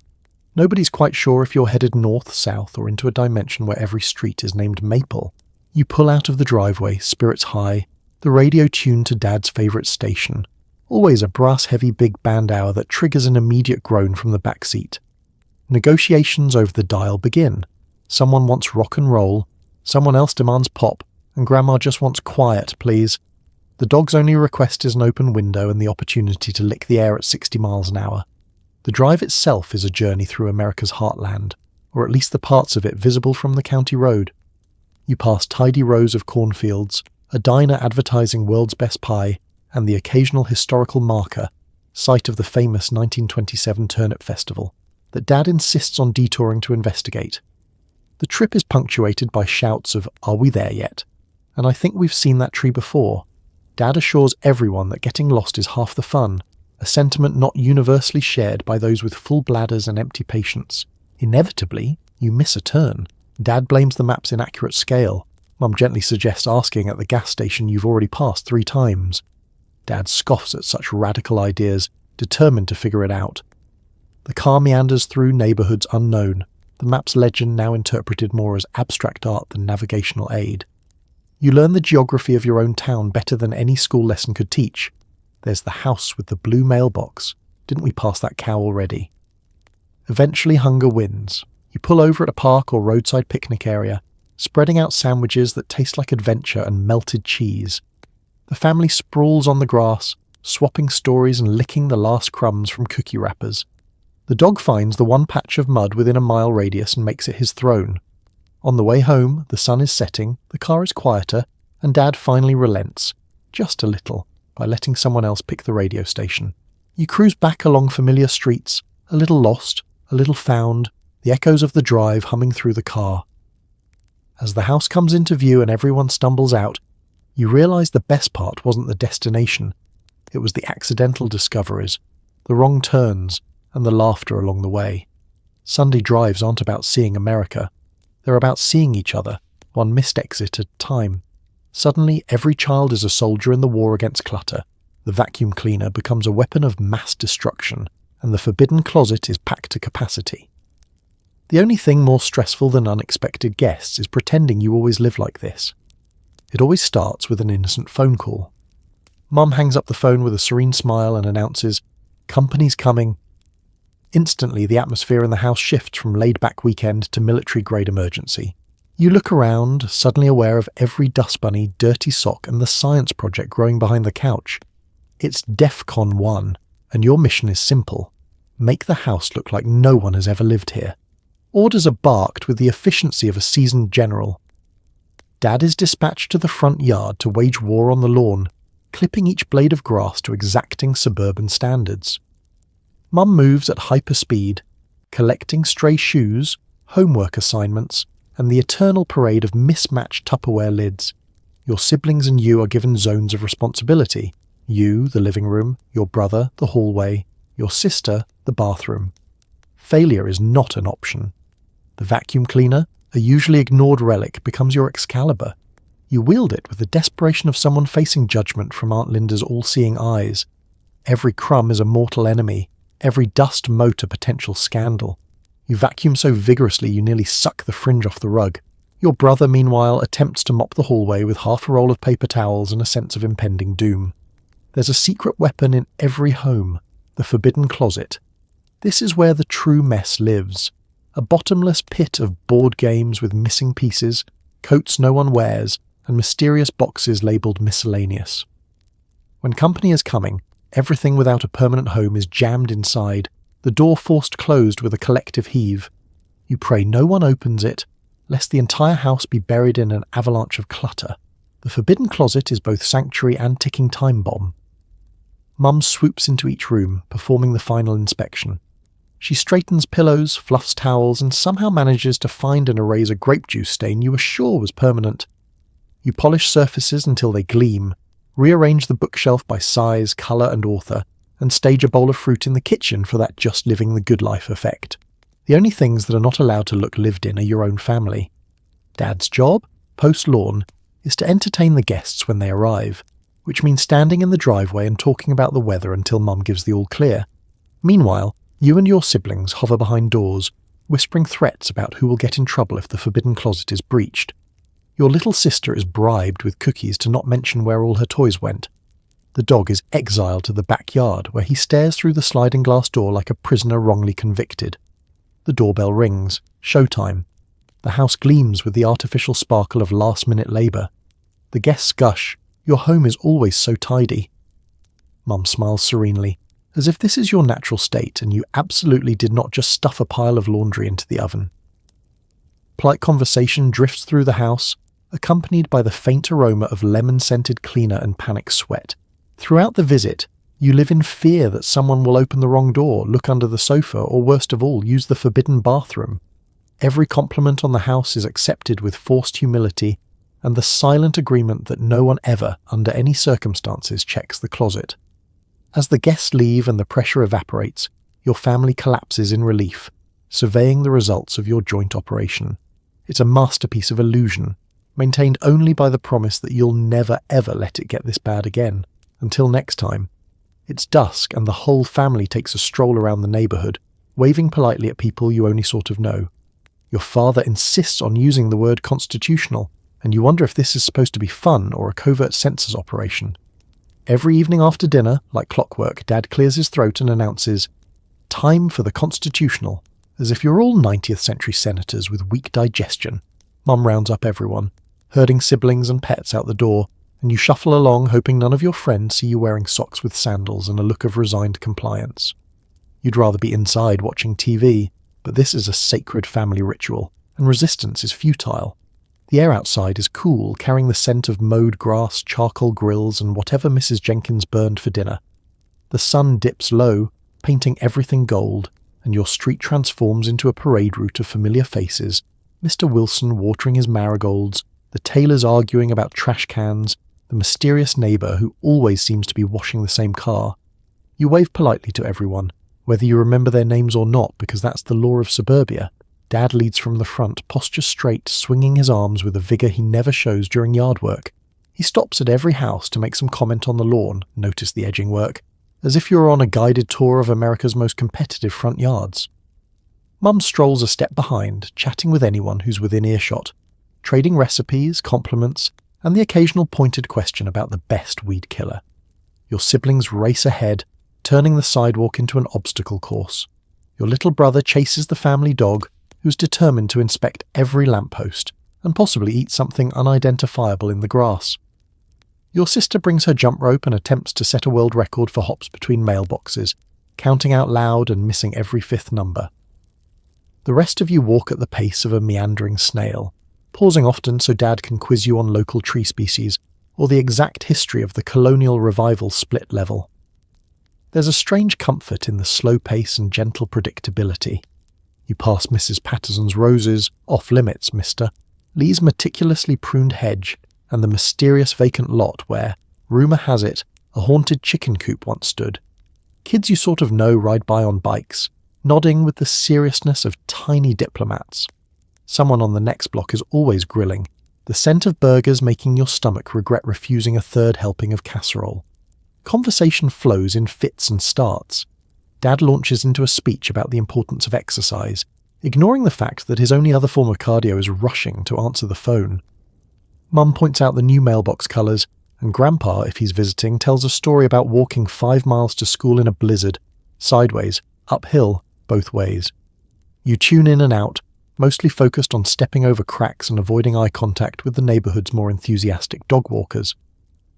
The walk is punctuated by small suburban dramas, a sprinkler malfunction, a rogue basketball in the street, an impromptu meeting with Mrs. Haskell, who just happens to be outside for the 3rd time this week. You endure these encounters with the patience of someone hoping for dessert when you get home. As dusk turns to dark, you round the last corner and make your way back to your own porch. The house glows warmly through the windows, promising snacks and reruns. Dad proclaims, "Another successful constitutional," and everyone groans in relief. Shoes are kicked off, the dog collapses in a heap, and the family drifts back inside, sweaty, a little grumpy, but somehow closer. You realise, as you reach for a cookie, that these walks aren't really about exercise or fresh air. They're about belonging to each other, to the block, to the gentle absurdity of suburban life. And as much as you resist, part of you is already looking forward to tomorrow's constitutional, especially if dessert comes first. The lights are low, the TV is off, and everyone is settling in. Maybe your mother reads a page from her favourite book, or your parents reminisce about the good old days, which suspiciously seem to involve more walking and less refrigeration. It's a quiet moment of gratitude for a day survived, together, without the internet, and somehow you're not just entertained, you're content. The evening hums with a gentle hush, the kind that settles over a house like a warm quilt. You're sprawled on the couch, limbs heavy from a day packed with games, laughter, and an above-average number of Band-Aids. There's the soft clink of dishes being stacked in the kitchen, the faint tick of the wall clock, and the reassuring creak of floorboards under familiar feet. The living room glows with the last of the lamplight, throwing golden halos on half-finished puzzles and stacks of comics, monuments to today's conquests. This is the slow, sweet winding down that modern life rarely makes space for. No pings, no screens glowing, just the comforting presence of family, each lost in their own thoughts but anchored together by the gravity of routine. Your dad leans back in his chair with a contented sigh, the day's battles behind him. He launches into a story about the first car he ever drove, a lemon that required as much faith as fuel, and your mother counters with tales of neighbourhood hijinks from her own childhood. The two stories compete, weaving a tapestry of nostalgia that stretches all the way back to when television was a miracle and nobody trusted mayonnaise left out overnight. Your siblings, for once, are too sleepy to fight. Maybe someone is sketching in a notebook, the dog is curled up at someone's feet, and there's a plate of leftover cookies within arm's reach. A subtle reminder that the best things in life are often baked, not bought. It's the rarest thing of all, a house in harmony. The world outside shrinking to the soft pool of light around your family. These are the moments when little confessions and big dreams surface. Your brother, usually a hurricane of motion, quietly admits he's nervous about next week's spelling bee. Your sister wonders aloud what it would be like to live on a houseboat. Someone recalls the highlight of the day, maybe the epic hopscotch jump, or that time Grandpa lost at cards and claimed the deck was rigged. Laughter bubbles up, easy and unhurried, echoing off the faded wallpaper. As bedtime creeps closer, there's a last call for cocoa and an unspoken race to brush teeth first, so you don't get stuck with the lukewarm water. Mum reads a poem, or maybe just a few lines from the Reader's Digest, her voice as soothing as a lullaby. You watch her words float across the room, settling gently into the cracks between the day's chaos. It's not a grand performance, but it's the kind of comfort that lingers, quietly fortifying. Your father turns out the lamp, and the house sinks into soft shadow. You shuffle off to bed, pausing in the hallway to look back at the silhouette of your family gathered in the afterglow. A perfect, imperfect tangle of people and pets, united by the simple act of being together. It hits you, somewhere between tired and grateful, that these are the memories you'll hold tight. Not the big events or planned vacations, but the small nightly rituals, the way the house hums as it settles, the taste of cookies eaten in secret, the gentle voices weaving stories into the darkness. You realize that contentment doesn't come from chasing excitement, but from savoring the quiet, stubborn joy of ordinary days.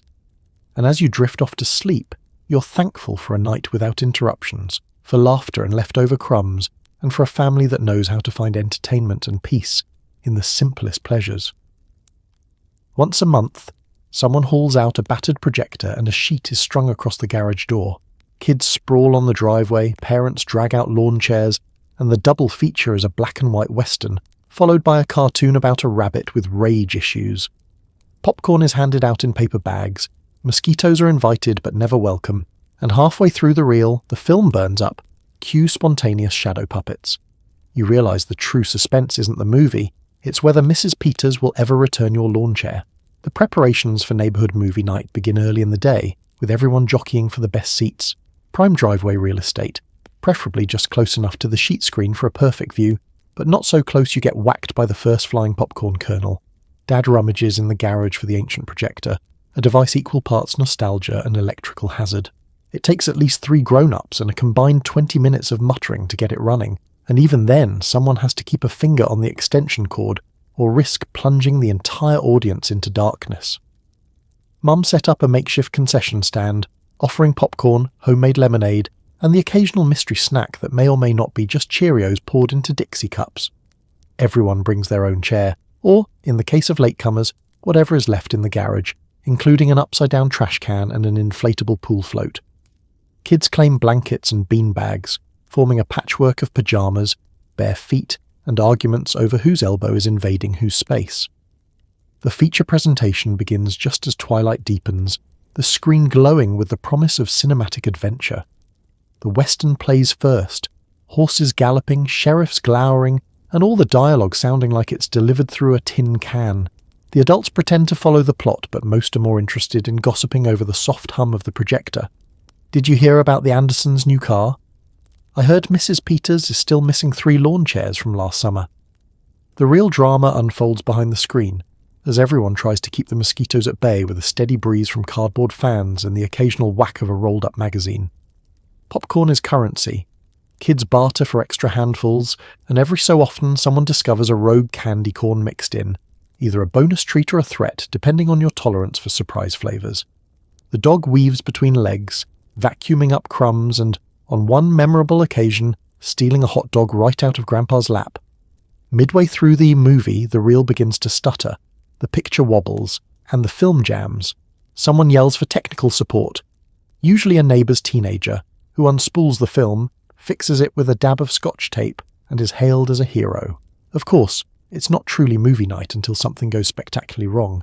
This time, the film overheats, and with a dramatic pop, the screen goes black.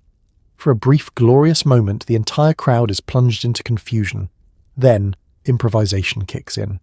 Someone starts making shadow puppets, fingers contorted into flapping birds and dubious-looking rabbits.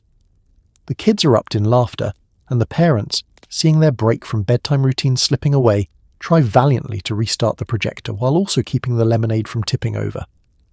The second half of the night features a cartoon, its soundtrack punctuated by giggles, the soft buzz of cicadas, and the snap of someone swatting at their ankles. The plot is barely coherent, something about a rabbit, a dynamite stick and revenge, but it hardly matters. By the time the credits roll, the mosquitoes have won, but nobody cares. As chairs are folded, blankets gathered, and the last kernels of popcorn swept away, you scan the driveway for your lawn chair, suspicious that Mrs. Peters may have struck again. But even if you're forced to sit on an upside-down bucket next time, you know you'll be back. Because neighbourhood movie night isn't about the movie, it's about the magic of summer dusk, the warmth of familiar chaos, and the joy of being together under the flickering glow of a borrowed projector. And if you ever do get your chair back, well, that's just a bonus. Your mother is on a mission to glue every family memory into a leather-bound tome. Photos, ticket stubs, napkins, and mysterious clippings are all lovingly preserved, usually with captions like Billy's first haircut. He screamed for 45 minutes. The smell of rubber cement hangs in the air. You quickly learn that if you want to remain unglued, you have to keep moving. Family history is being written in real time, and it's sticky. The operation begins with the ceremonious unveiling of the scrapbook, a hefty artifact that could double as a doorstop or minor weapon. Mum places it in the centre of the kitchen table with reverence, smoothing the cover and laying out her arsenal. Patterned scissors, a mountain of construction paper, a rainbow of felt-tip pens, and enough stickers to wallpaper a modest bungalow. The table is instantly transformed from a dining surface into the headquarters of a papercraft command centre. No memento is too mundane for inclusion. A gum wrapper from a particularly exciting baseball game, a faded receipt for a family ice cream run, or a newspaper clipping about the world's largest zucchini. Each is handled with care, immortalised with the help of captions that turn even spilled milk into a major historical event. You examine a page devoted to the Great Picnic Disaster, where a colony of ants claimed half your lunch, and marvel at Mum's dedication to commemorating not just triumphs, but every minor misadventure. As the glue is uncapped and scissors start snipping, you develop a sixth sense for danger. Any movement is a risk. One wrong step and you'll find a picture of your worst haircut, immortalised forever next to a pressed dandelion and a cryptic post-it that simply reads, "Never again, 1957. Your siblings scamper by, narrowly dodging Mum's reach, and the family dog wisely takes cover under the table. He knows what it's like to be an unwilling page star. Mum works at a steady pace, narrating each edition for posterity. And here's the movie ticket from the night the projector broke. Oh, and a swatch of the living room curtains, because you spilled grape juice on them that very same evening. You protest, but she just smiles and reminds you, someday you'll want to remember this. At the time, you doubt it, but you have to admit flipping back through the pages has its magic. There you are, toothless and grinning, clutching a spelling bee ribbon, as if it's a Nobel Prize. The rubber cement's heady aroma fills the air, mixing with the scent of coffee and the low hum of the radio. At some point, Dad wanders in to inspect the progress, pretending not to mind when his prom photo, complete with regrettable tuxedo, is pasted front and centre for all eternity. He tries to negotiate for more flattering placement, but Mum holds firm. History is what it is.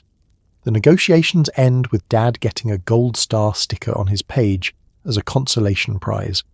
There's laughter, groans, and more than one sticky finger. The youngest sibling gets their hand stuck to the table, and your brother manages to glue his sleeve to a newspaper clipping about the invention of the hula hoop. The chaos is part of the ritual, a collage of noises, giggles, and reminders to let the page dry before you close the book. By the end, the scrapbook bulges with memories both cherished and embarrassing. Mum closes it with a satisfied thump, declaring another chapter of family legend complete. The room is left dusted with glitter and the faint sense that, yes, your life really is worth remembering, even the weird, awkward, and very sticky parts. And as you tiptoe past the table, careful not to become the next preserved relic, you realise these pages are more than glue and paper. They're proof that even the smallest moments, spilled juice, lost tickets, regrettable haircuts, can become treasures if you're willing to see the beauty and the humour in the mundane. It's Saturday night and the kitchen is converted into a beauty salon. Your sister is wrapped in a fortress of pink curlers, your mother's face is covered in mysterious creams, and your dad is wandering around with a towel over his head, looking like an extra from a mummy movie. The scent of hairspray is so thick you're worried it might permanently lacquer the cat. By bedtime, everyone's hair is set, their pores are closed, and the house looks like a 1950s version of a horror movie with great skin. The ritual begins just after dinner, as soon as the dishes are done and the kitchen counters are cleared. Mum takes out her arsenal, a tangle of curlers, bottles of miracle-setting lotion, jars of creams with vaguely European names, and enough cotton balls to restuff a small mattress. Your sister volunteers to go first, bravely submitting to an elaborate engineering project involving 3 sizes of curlers and a half-dozen hairpins that will mysteriously vanish, never to be seen again.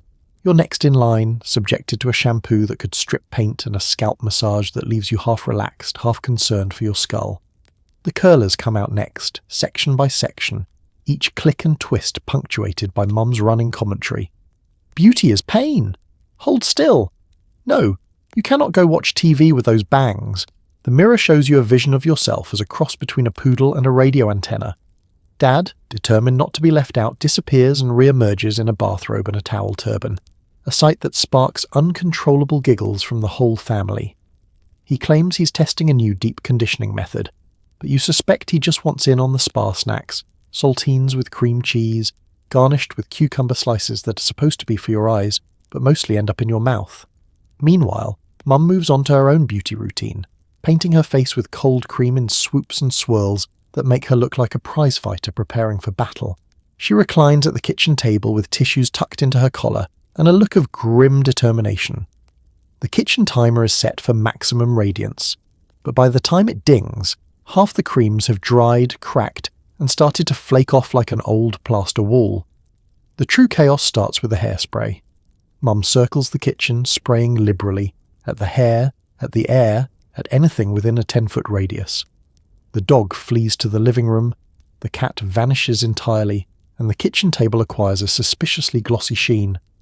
You hold your breath and hope you don't sneeze, knowing full well that one wrong move will glue your eyelids shut until Tuesday. There are inevitably beauty mishaps. A curler unravels unexpectedly, sending your hair into a new and innovative shape. Someone accidentally drops a dollop of cold cream on the floor, and the next person in socks discovers what it's like to ice skate in the kitchen. Dad tries to touch up his sideburns and ends up inventing a new trend in asymmetrical hair design. Each catastrophe is met with laughter, some gentle ribbing, and the universal family vow: we'll never speak of this again until tomorrow. Finally, by bedtime, everyone peels off their beauty armour. The curlers are stashed away, the creams rinsed off, and the towel turbans return to their rightful place on the bathroom hooks. The kitchen, despite smelling like a hair salon hit by a citrus truck, feels warmer, brighter, and closer than it did before. You retreat to your room, hair set and paws mysteriously tingling, secretly excited to see what tomorrow's grand reveal will bring. Because sometimes, the most lasting beauty comes not from the creams and curlers, but from the memories of laughter, chaos, and a Saturday night that left everyone a little closer and a little stickier than before. After dinner, it's time for music lessons because culture builds character. The living room becomes a cacophony as you squeak out hot cross buns on a borrowed clarinet, while your brother attempts the drums with 2 spoons and a saucepan. Your parents clap supportively, but you can see them making secret pacts to hide the recorder. Musical genius is optional. Noise complaints from neighbours are guaranteed. You can always tell it's music night when the family instruments come out of hiding. These are the castaways of the local marching band, warped by time, missing the occasional valve and carrying the faint scent of old gym bags and mystery. The clarinet case is held together by more tape than plastic, and the piano's middle C sticks like a stubborn toddler. Someone hands you a book of sheet music that predates the moon landing, complete with cryptic pencil notes and ominous stains. Mum tries to set the mood by turning the lamp just so and declaring, "Let's create something beautiful." Dad, meanwhile, is busy finding earplugs, ostensibly for the baby, but you suspect he's just being proactive. Your siblings bicker over who gets to be the conductor, which results in 3 minutes of baton waving and a brief duel with the wooden spoon that doubles as both percussion and crowd control. The warm-up begins. You blow into your clarinet, summoning a noise that lands somewhere between a goose with sinus trouble and a car alarm. Your brother, inspired by jazz legends and possibly rabid squirrels, unleashes a chaotic solo on the saucepan drums. He maintains perfect confidence, despite dropping both spoons mid-fill. The baby claps, convinced this is what music is supposed to sound like. The family dog retreats to the farthest corner of the house, traumatized by last week's kazoo incident. Mum bravely leads the first song, plunking out a hesitant melody on the upright piano, her foot tapping just a millisecond off from the rest of you. She encourages harmony. What she gets is a chorus of squeaks, thuds, and the occasional accidental scale that sounds vaguely like chopsticks played underwater. Your little sister is in charge of rhythm, her weapon of choice. The maracas, which she shakes with wild, unpredictable energy, sometimes in time with the music, mostly in time with her own private beat. There are moments of genuine progress. Once, for about 7 seconds, you all land on the same note, and it feels like the clouds part. Then someone coughs, the dog barks, and the delicate harmony is shattered by a spontaneous drum roll, saucepan lid meets spatula, and a clarinet squawk that could shatter Pyrex. Beautiful effort, Mum says, with the patient enthusiasm of a woman determined to see this through. Lessons are interspersed with motivational speeches about sticking with it, musical expression, and someday you'll thank us. Dad reminisces about his own trumpet days, which apparently ended when the neighbourhood signed a petition. You imagine him as a rebellious jazz prodigy, ignoring scales and improvising himself right out of the marching band. Inevitably, the neighbours call. "Just checking everything's okay," they say, their voices tight with concern. You assure them you're not holding a hostage situation, just practicing hot cross buns for the 7th time. You make a mental note to bring them cookies as a peace offering, or perhaps earplugs. By the end of the night, the living room is a minefield of sheet music, stray maracas, and dented cookware. Your family is breathless, giggling, and a little bit proud. No one has mastered an instrument, but everyone has a story, especially the dog, who will never trust a kazoo again. You fall asleep to echoes of squeaks, thuds, and laughter, knowing that musical genius can wait. For now, you've built something even better. A living room symphony of squeaks, squawks, and family chaos, and maybe, just maybe, the world's only saucepan percussion section. With little else to do, the family organises a pet talent show. The dog is supposed to jump through a hula hoop, the cat is bribed with sardines, and the goldfish is, as always, non-compliant. Points are awarded for creativity, and chaos is inevitable when the hamster escapes and the parakeet decides to narrate from the curtains. It's less a contest and more a test of whether your family can survive 10 minutes of unscripted animal ambition. The preparations begin with a burst of optimism and a box of leftover craft supplies. You construct judges' scorecards out of index cards and glitter glue. The living room is cleared of anything fragile, or at least anything you're not willing to sacrifice for the cause. Family members assume official titles: ringmaster, animal wrangler, snack distributor, and crucially animal wrangler's assistant, whose job is mostly to hold a broom in case of hamster-related emergencies.